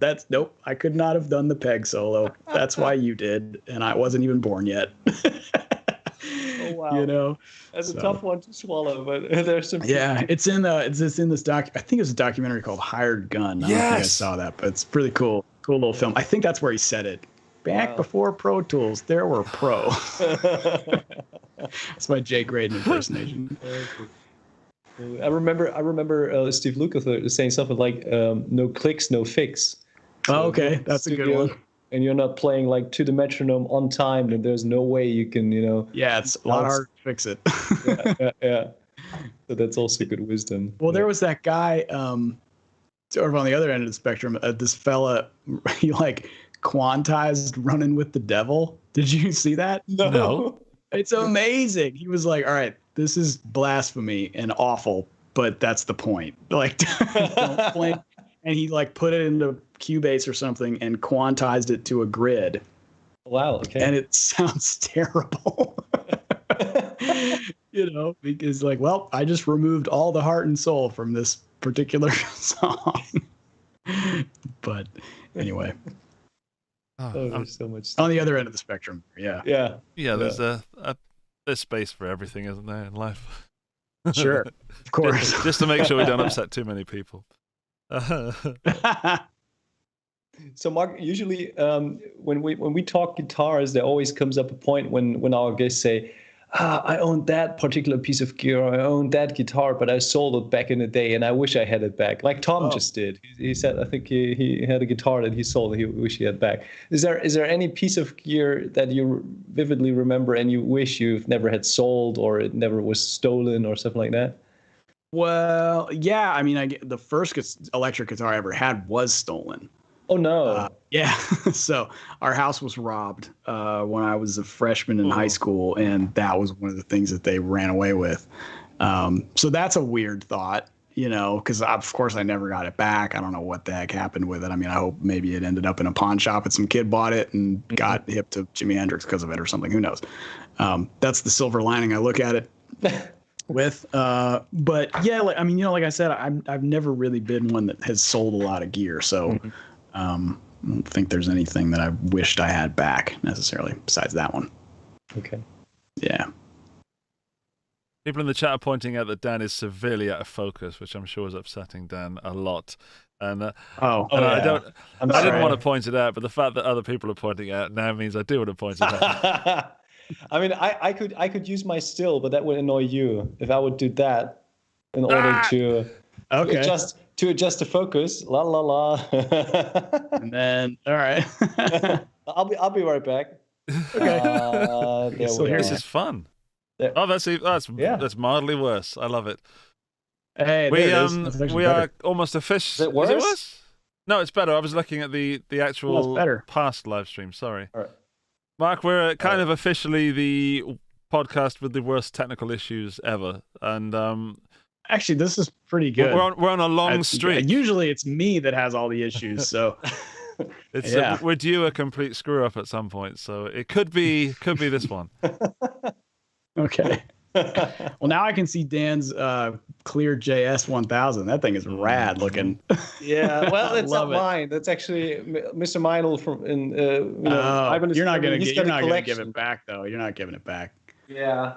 He owns more than 3,000 guitars, so we've got the biggest archive of Ivan's guitars. Oh, that's so cool. Occasionally, I get to pick a couple and just make sure that they are fine and take a couple pictures and post them online. Actually, that's all right to me. There's the old Jam Evo. That's also a nice piece. That's the relic. Is that like? Oh, okay. That's not like one of Steve's personal ones. No, but they did a replica. They released 100 pieces. That have been. That's awesome, man. Replicated, so that's pretty cool too. Oh, look at the Velcro. Oh, cool, man. That's sweet. Awesome. Why have I never thought of that? I feel like such a fool. Because you're not Steve Vai. Yeah. Why does everybody tell me that? Why does it? I wish I had known. I thought the magnets were great, but actually I can't go near Velcro because of my hair, so it's building pedal boards is often difficult. That's fun. Yeah. Mark, is there any particular song you would wish you've had written, like your favorite song or your favorite melody that always is in your head when you're? Oh crap! That's a fun question. Man, I think Hotel California is one of the best songs ever written. Oh wow! Yeah. I mean, that's a great song.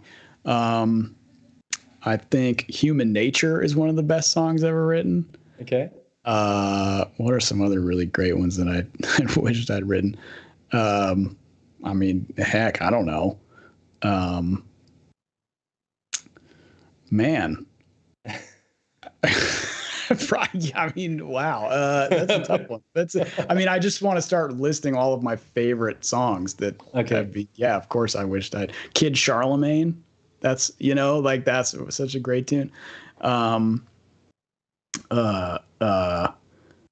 Even some, like George Clinton Flashlight. I mean, that bass line, I don't know if George came up with that or Bernie Worrell or whoever, but that bass line is just genius. And it's like just a couple notes, but so good, Yeah. Man, there's so many. Wish I'd written Panama or something like that, Okay. It's just all these iconic tunes. Yeah, I don't know. When you're writing songs, how do you sketch them out? Do you start with a specific melody idea, or do you come up with a rhythm and then you put some chords onto the rhythm, or do you have all the above, man? All the above? Okay. Yeah, I don't have a formula. I just have a lot of little options, and whichever one makes the most sense is the one that I start with. Okay. So it might be a groove or a rhythm. It might be a melodic statement. It might be a series of chords. It might be a riff. It might just be a title, know? Might come up, or like an experience that relates to a title that this needs to be personified in music somehow. How am I going to do that? Oh, wow. Okay. So it can be all of the above, man. I have a million things in my little iPhone memo box here, and then I have a whole bunch of ideas in my hard drive that I visit frequently and infrequently to see which ones still have meaning, and then I turn those into songs. All right. So yeah, I don't have like a writing schedule, maybe like some folks do. I just sort of am constantly cataloging ideas. Okay. And then when I feel like it's time to put them together, then I start going through them. But, I'd like to get to a point where it's like, I'm going to write, 2 songs this week or something and finish them, but I'm not there yet. How do you manage your time? Because the iPhone thing with the memos and you're doing something like interacting with us right now is eating into your time. Yeah, you guys are just completely wasting my day. What songs could have been written during this time is my question. I don't know. Maybe Panama Part 2. I don't know, but you guys blew that. Sorry. No. Man, it kind of differs kind of per week. I mean, I find that I'm pretty creative in the middle of the day / early afternoon, and then I'll kind of check out in the evening and do dinner and family stuff, and then maybe come back to work at night. But I'm not like a burn the midnight oil till 5 a.m. and then sleep till 3 type person. I try to get up early and, maintain sort of like a 9 to 5 schedule for most of what I do, and then but it's everything is super flexible. If somebody needs me to, like I think Saturday, and I don't really ever work on Saturdays, but one of the artists that I work with a lot has to book a studio session that night. So I think we're going to go in and custom tracks on a Saturday night, which is not something I do normally, but I can do it. So I try to maintain everything with a level of flexibility. And then I have like a row of Post-its here of all the things that I need to accomplish in a semi-timely manner. So yeah, I mean, like tonight, I think when we wrap, we'll be doing dinner and stuff, and then put the kid to bed, and then I'll probably go back to work, relearning all the parts I wrote for this baritone record. That's what I'm doing today or tonight. Yeah. How easy is learning music for you? It's something I find particularly hard to keep it in the brain. Like once I'm done, it's gone. And how is it for you? Well, that's pretty typical of most people. I think if you're not doing it all the time, you just forget. I learn songs fairly quickly, I guess. It depends on the material, of course. But I don't have like a specific method. Usually what I'll do if it's like a list of songs for a performance or something, I'll put everything in my DAW and just set up tracks and then just play them down. Let's get to the first chorus. Okay, let's get to the first, second verse now. Okay, let's get to the bridge. Okay, let's get to, is there a specific melody that I have to play? Okay, I'll loop that or something. And so it's a lot of just, 2 steps forward, a half step back, 2 more steps forward, back it up, keep going till you can play the whole thing down.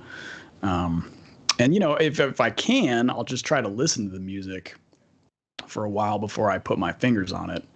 But oftentimes I don't have time to do that. So I'm learning them as I'm listening to them for the first time. And depending on the gig, I might make charts. But if I can avoid them, if I can avoid charts, I like to, because charts are great, but you also get stuck in the chart, and it's hard to kind of like internalize the music that way, at least for me. So I try to go sans charts if I can. Mm-hmm. That's admirable. On the time management thing, we've got a question from the chat from Tom Quayle, and he's asked. Hey Tom. He's asked. I'm not Tom, but I replied anyway. Hey. Okay. On behalf of Tom, hello, Mark. Can you ask Mark how having a daughter has affected his practice / musical life? So being a daddy. Well, yeah, man. It's affected my musical life in a very positive manner, because she's a constant source of inspiration. Hell, I had her name the guitar I designed, so it's great being able to share the whole musical experience with someone that's impressionable and excited about stuff. Mm-hmm. She takes up a lot of my time. So practicing and that sort of thing has to be scheduled around dadding, as I call it. And, but it's interesting. It forces you to get your shit together. and get your stuff. If you only have 2 hours to do something, well, then you better make some sort of headway in 2 hours, even if it's a minimal amount. Don't waste time on Facebook or Instagram or, yada, yada. Like, get your work together. So, forces you to kind of get some time management skills together. But the payoff is that you get to share music with a young, impressionable person that, that you just love. So, yeah. She'll come in here, if I'm working on something, she'll come in here and dance and do whatever and grab guitars and mics and plug things in. And, I'll give her a mic and she'll pretend to sing or whatever. It's great. She'll come in. She's in dance now. She does ballet. And so she'll come in with her tutu and want to do the whole, Dad, play it again, play it again, play it again. I'm like, well, I got to get to work. But I'm not going to do it. This is way better. So those kind of things make it all worth it. You know what I mean? How old is your daughter now? She's almost 4. Oh, man. Oh, wow. That's pretty much the same age of my daughter, yeah. Oh, great. Yeah, man. So you know all about it.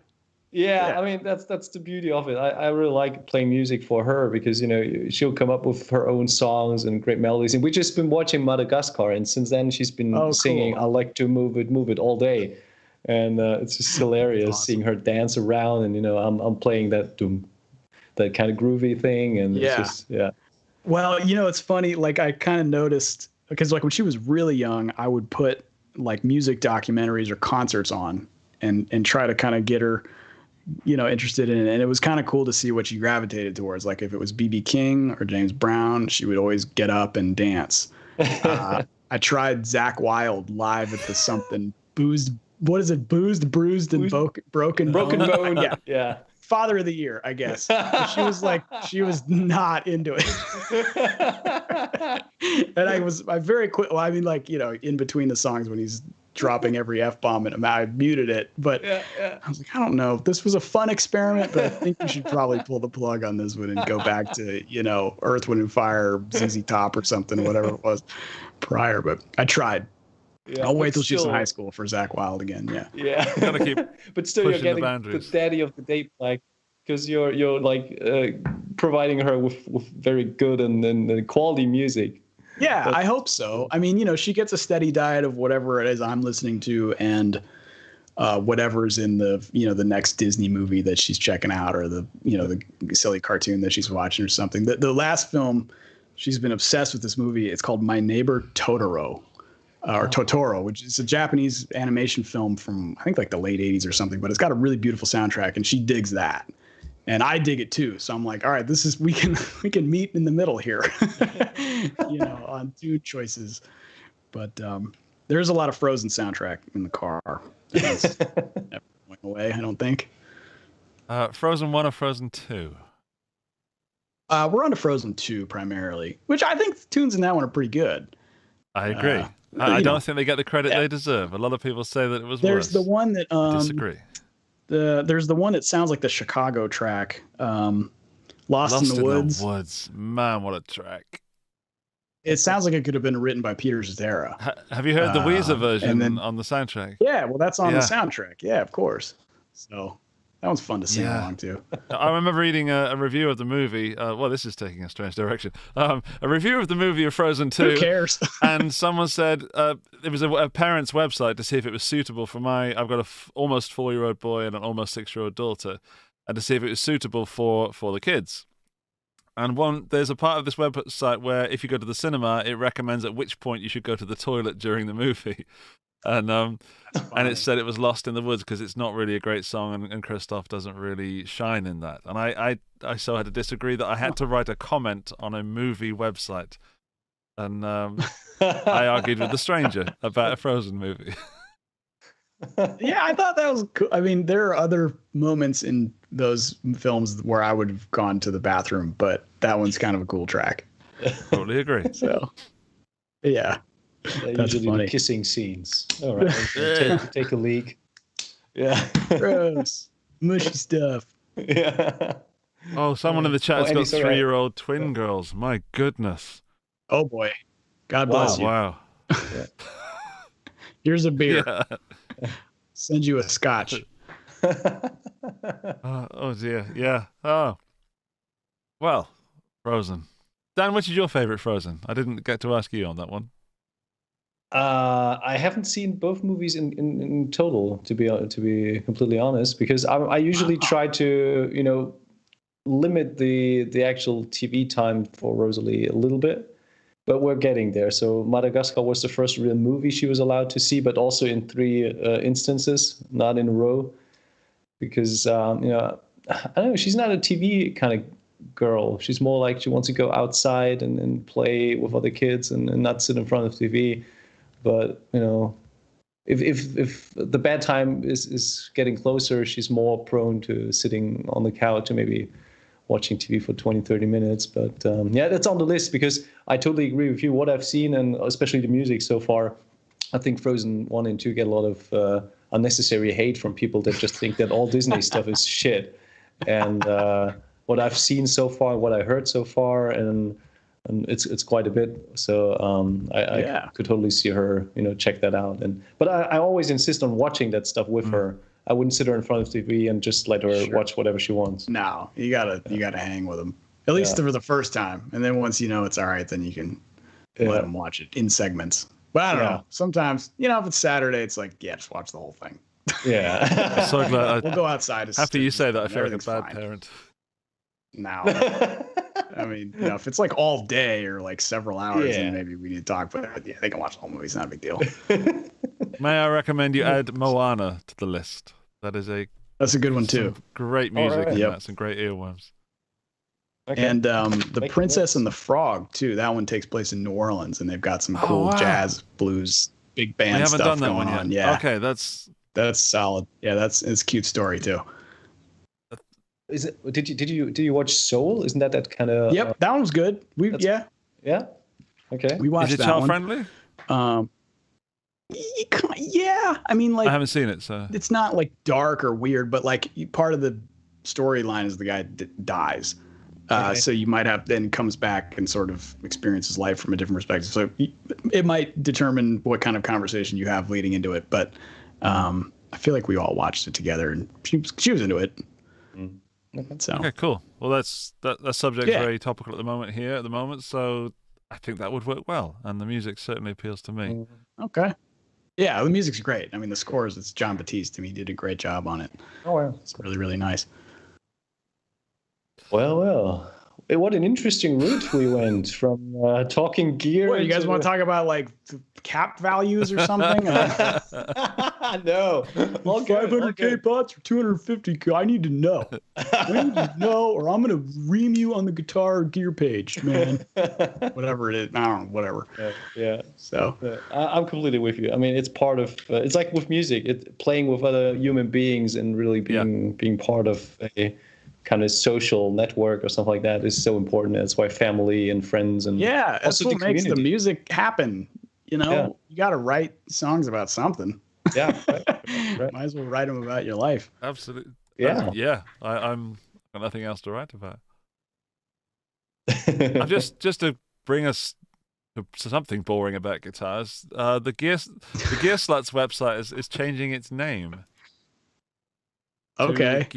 I didn't even know what that was until just now. Well, get this. Gear Sluts with a Z, because it's super cool, is changing to Gear Space through an online petition. It's actually a pretty useful website. It's cool. It's not. Is it the Gear page that's the rough one? Which is the one where maybe one of them is just like Fender or Gibson. You're wrong. Oh, wow.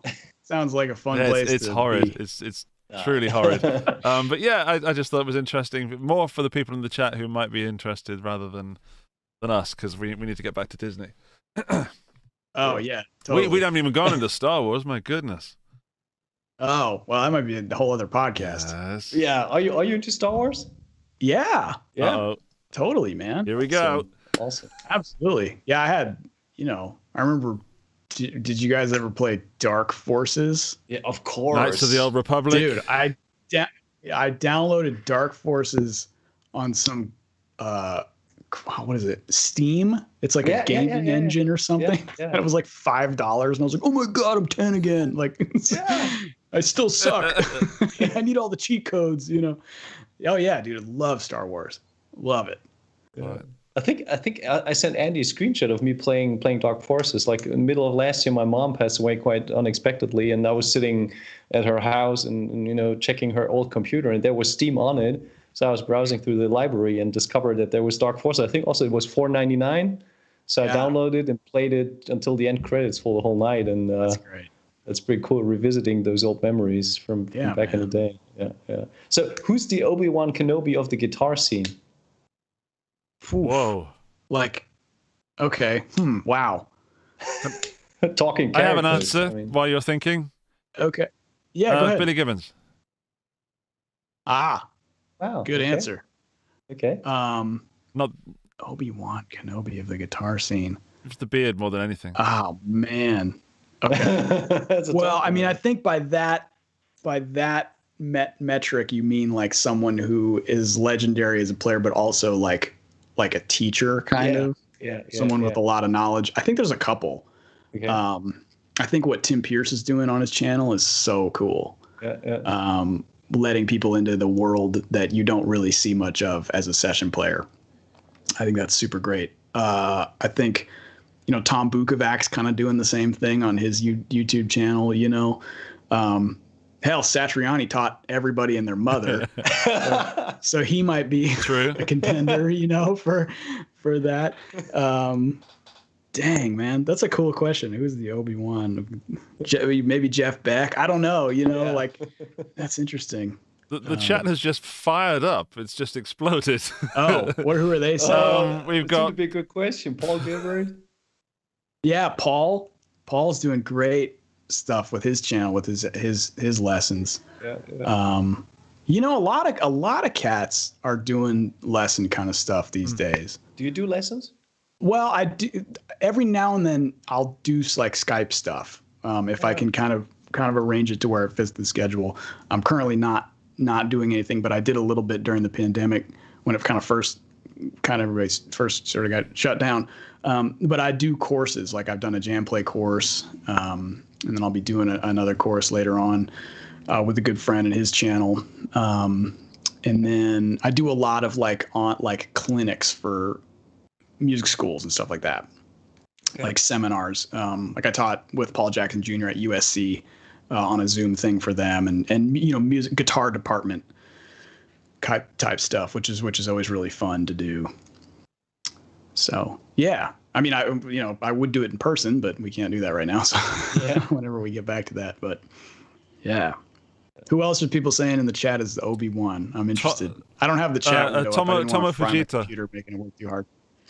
Yeah, Tomo Fujita, that's also good. He's taught a lot of cats. BB King, totally. Reeves Grabals, sorry. Yeah. Robin Ford is dropping nuggets with his no talking videos. Okay. Dropping nuggets. Ninja says Billy Gibbons is Yoda. I always thought Billy Gibbons might be maybe Han Solo a little bit. Oh yeah, there is. Billy, pre-beard Billy, scoundrel. That's the word. Yeah, there you go. He's a Texas scoundrel. Billy is smuggler. There you go. A smuggler. A lick smuggler. Spanky Alford, the R&B gospel player, has influenced a whole generation of players. I don't know who that is. He's definitely like a godfather of that sound. Played with D'Angelo, the Mighty Clouds of Joy, a bunch of gospel quartet bands. A lot of the kind of like R&B guitar stuff that you see is real popular has a lineage to a lot of what he did. Oh wow! Yeah, man. I want to be called Spanky. That's one of the best names. Well, you got to sound like him. Yeah. Spanky Andy. Oh, Tom is asking who's Darth Vader. Probably, maybe Robert Johnson. Interesting. Good answer. Darth Vader. I can tell you that I'm Jar Jar Binks. Is James Hetfield Darth Vader? I don't know. Oh. Was he ever on the light side as Anakin? I don't know. Dave Mustaine. I don't know. I'm trying to think of Tom Araya from Slayer maybe might be Darth Vader. Yes. He's a bass player, but I don't know. He's probably Darth Jack Sidious. Butler. Yeah, right. This is I could definitely lead this conversation for every Star Wars member. I know. I'm now thinking Chewbacca's a bass player, but like a really good laid back bass player who you just think, damn son, you just take that one note and you roll with it. Is it Pino Palladino as Chewbacca? Well, Pino's very clean shaven though, so I don't think that would really make sense. Well, so is Chewbacca under all the hair. So true, good point. Who would be Luke Skywalker then? To just he'd round be it the up? annoying guy on the triangle. On the cowbell. Yeah. I mean, you probably have to pick a young cat, like like a Mateus Asado or somebody, like a young cat that's just like the Jedi, True. Yeah, I guess I don't know. Ariel Posen, he's good looking. Yeah, he is. and he's a badass. So I don't know. You could go a lot of ways with I Luke. feel we need to come back to this at some point and have something definitive. Yeah, maybe. I think there's a Kindle book that could easily be released and monetized with this information in it. Very good. Very A good. galaxy of guitarists. Yeah. Oh, someone write this down in the chat. Zach Wilde is the Dark Lord Vader. Tony Iommi should maybe be yes. Darth Vader then. Yes. Oh, yeah. We're gonna really get That's it the definitive together. answer. Yeah. All right. And Nailed it. then definitely Lineage Luke. Ozzy is Yoda because they basically speak the same. Good work. Yeah. I think Ozzy might be Emperor Palpatine though. Yeah. So Being renamed to Father Palpatine from now on. Who's Keith Richards? that's- Good question. The Emperor? Oh. no, I feel like Keith would make a good I don't know. I Kenobi. think like he would make. Yeah, I was gonna say he could maybe be a Han Solo though too. I don't know. Maybe You know. Boba Fett. Jeff Beck's Boba Fett. Yeah. You know what I mean? Yeah. Yeah. Who's your favorite character when it comes to Star Wars? Do you have one of the guys that you always... Oh, I mean, I always loved Han Solo. I just thought he was so great. Yeah, I mean, if there was one guy I could kind of relate to, maybe it would be him. And Boba was cool too. Yeah. So if you had to pick Harrison Ford as Indiana Jones or as Han Solo, what would your pick be? Ooh, that's a good one. Damn. Probably Han, I think. Yeah. Okay. I mean, he's kind of, in a sense, sort of the same guy in both films. Yeah. So, just like Just with a different whip. geography. Yeah, a whip or a blaster. So, it's more like Harrison Ford in Clear and Present Danger or Harrison Ford in The Fugitive. You know, I was didn't kill my wife. I don't care. Come on. Michael in the chat has said Keith is the Force. Wow. Oh. I would say Jimmy was the Force, but all right. we can't top that someone is the Force. Okay, fair enough. Who's Jabba? Staying out of this one. In 2020, me. There you go. Oh man. Boy. Could be Eddie Van Halen could be the Oh Force. heck maybe. yes. Yeah. I don't know. Yeah. All right then. Who would your ghosts be when they show up What? during your training? You know the past masters. Oh. Okay, so these are guys who have now. legitimately passed. Okay. And they show up. Edward would be there. Prince would be there. Man, I don't know. Maybe Jimmy. Maybe. Gosh, I'm trying to think. Of who all's been gone. You know. Yeah, those guys would. Huh. That would be Three's a pretty nice cool. round number. That's more than enough. Yeah, Jimmy, Eddie, and Prince. Not bad. Also, a lot of pressure there. So. That is true. I think we need a new segment about guitar players in Star Wars. I think this is now that the Mandalorian's not showing, this is filling a nice gap. Oh yeah. Man, they need to make those episodes longer. Bad Batch is airing a new animation series from May the 4th. Oh, okay. On Disney Plus, yeah. Cool. It's like the I crazy. haven't checked out any of the animated ones. I don't know. Oh, the last 4 episodes of the Clone Wars, it's just it's gorgeous. It's like I'm not a big fan of the Clone Wars in general, and specifically I skipped a few episodes, but the last 4 is just like amazing. It's like one of the best Star Wars experiences. It's like made for adults. It's a great arc. It's an amazing storyline because those 4 episodes they belong together. And it's that whole, duel between Ahsoka and Darth Maul, who are great, Right. characters that have been added that are not in the original trilogy. So this would have been like pre-episode 4. Yes. Correct? Yeah. Got it. Okay. Yeah, So that's right, because that's when the Clone Wars was happening. All right. Well, I can totally recommend that. Like everyone who's saying Clone Wars sucks, I say watch the last 4 episodes.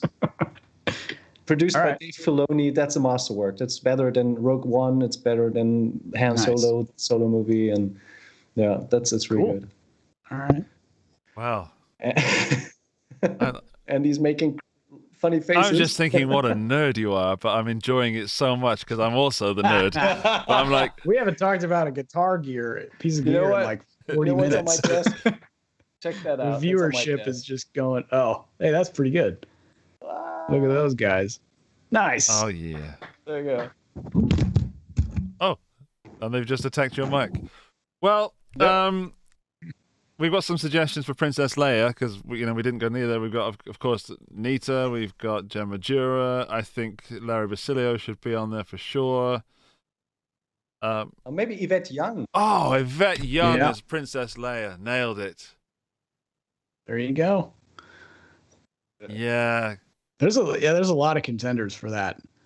Yeah. I guess we should extend it to because there's more, Daisy Ridley's character. What's her name?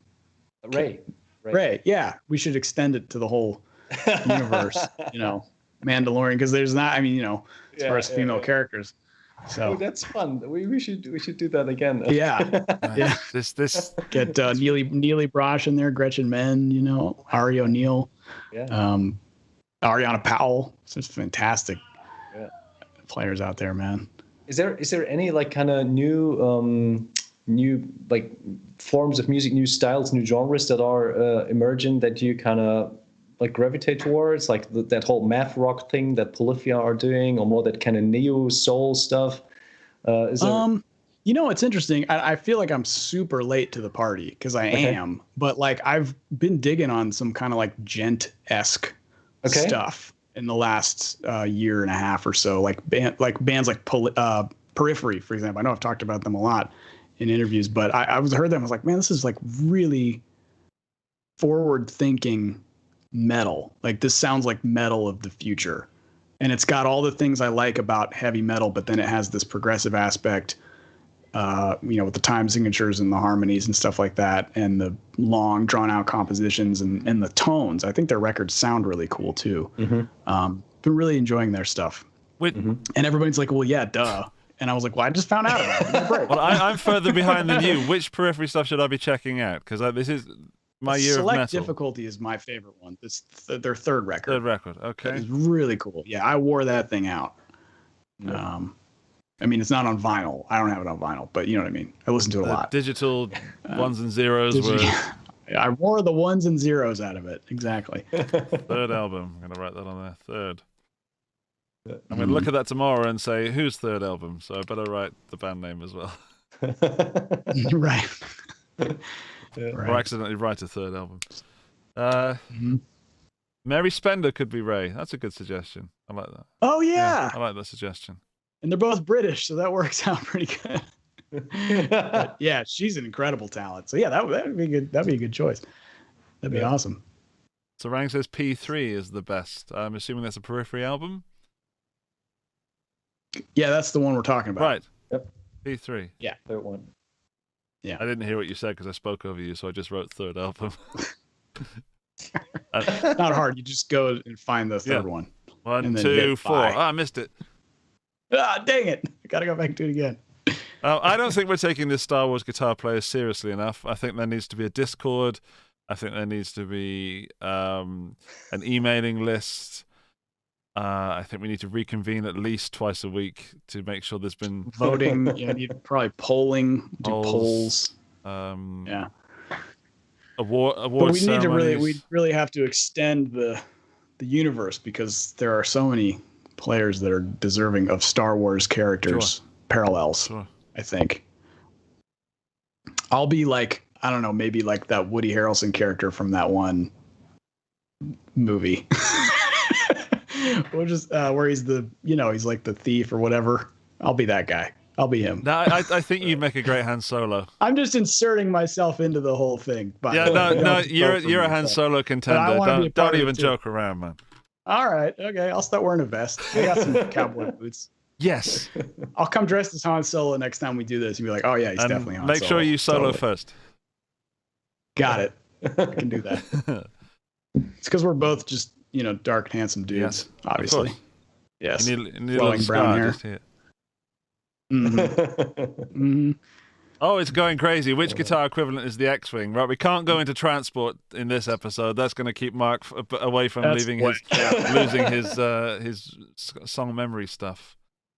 Yeah. And now the talk in the chat is about photoshopping, probably you as Han Solo. So Do it. If you do, I'll tell you what. If you do a cool one, yeah, maybe I'll post it on the Instagram page. There you go, guys. Challenge accepted. But it's got to look really cool. Like, All right. Can't look like I did it, because I suck at Photoshop. It's got to look like pro. And if you can, put the Fiore in there or something, or like a sword or a lightsaber, like it's got to look legit. All right. I'm feeling that, the Contenders. very famous pose where he's kind of like that with the blaster. I'm Yeah, feeling that one. That would be cool. I don't want to stifle everyone's artistic creativity, but if you want to get on the page, it's got to look good. All right. Right. I gotta go. As you heard it. Yeah. All right. I feel we shouldn't eat up too much additional time, because Mark go and play with the kids and eat and practice the songs for the next concerts. Yeah. That'll start up late tonight, I think. Yeah. What kind of locations are you playing? What dates and locations? Let's see. Well, we're doing a festival in Florida on the 8th. Okay. The Spirit of Sewanee Fest. And then on the 9th, we'll be at the Guitar Sanctuary in McKinney, Texas. Yeah. And then on the 16th, we'll be at a venue in Fort Worth called Tulips. And that's the baritone release party. So I'll have discs and hopefully vinyl, I think, is going to come in time for that. So Wow. that's the day the record comes out. So if you're in Dallas, Fort Worth area, come and hang out there. And it'll be cool. Awesome. Sweet. Awesome. Yeah. I wish you all the of most fun you can possibly Thanks, have. guys. I'm. This was fun chat, man. Thanks. Yeah, I've had a great time. I was quite silent in this episode, mainly because I really enjoyed listening, and I'm normally blathering over everybody else. So thank you for silencing me. Right on. Anytime. Yeah, Mark. Oh, enjoy the feedback on the Fiore, and Thanks, man. hope to see you soon. It was pretty cool to have you here for the Miller sessions. That was also a blast. That was great. I think he's still got some videos in the can that he hasn't put out yet. I need to ping him about that, Oh, see what he wants to do with those. 'Cause a couple more. Yeah. Maybe I wasn't supposed to say that. But anyway, whatever. No. Now you can all go hound Martin to release the unreleased ones. You did some great videos. That was a fun session. Thanks. Yeah, that was really fun. I was really proud of that one. Actually, Andy, I don't think that you know that, but actually Mark went to Germany to record those sessions on his birthday. So we actually celebrated his birthday on the night of the first session. I've seen Right. some photos, Yeah, but thanks. I had no idea what you were celebrating, so now I know. Yeah. That was fun. Yeah. Martin even organized a proper cake for Mark. I know. so- That was great. That was a highlight. That whole week was really special. So thanks for your role in that, Daniel. Yeah, man. Absolutely. I can't let you go, Mark, without saying that there's a lot of love for you and thanks and appreciation from the chat. Well, I appreciate you guys for watching, man. Good, clean fun, apparently. Oh, there we go. I mean, I could take my shirt Yay! off. If you like hairy, half Italian guys. Which half? Well, I don't know. We'll see. How many am I taking my shirt and my pants off? All right, time to go. It's been really fun. Well, everybody. And, now that it's gotten totally weird. So Dan, you're gonna talk us out because you're much better at doing the housekeeping than I am. You're so kind tonight. Well, again, Mark, thanks so much for taking time. It was a blast to have you for this episode 32. Thanks to all the guys in the chat. It was a blast again. You were so kind, and the questions were great. If you're listening to that on the podcatcher, make sure to leave us a 5-star rating on iTunes so we get more visibility. And of course, check out Mark's channels on Instagram and on Facebook. On Instagram, it's MJ Lettieri. We've got the blue sign too, and great content there. And check out his new record, April. So yeah, thanks again, Mark, and hope to see you in the future. All right, dudes, my pleasure. Thanks, everybody. We'll see you all later. All right, good night. Good night. Good night. Good day. And that is the end of the show. Bye-bye.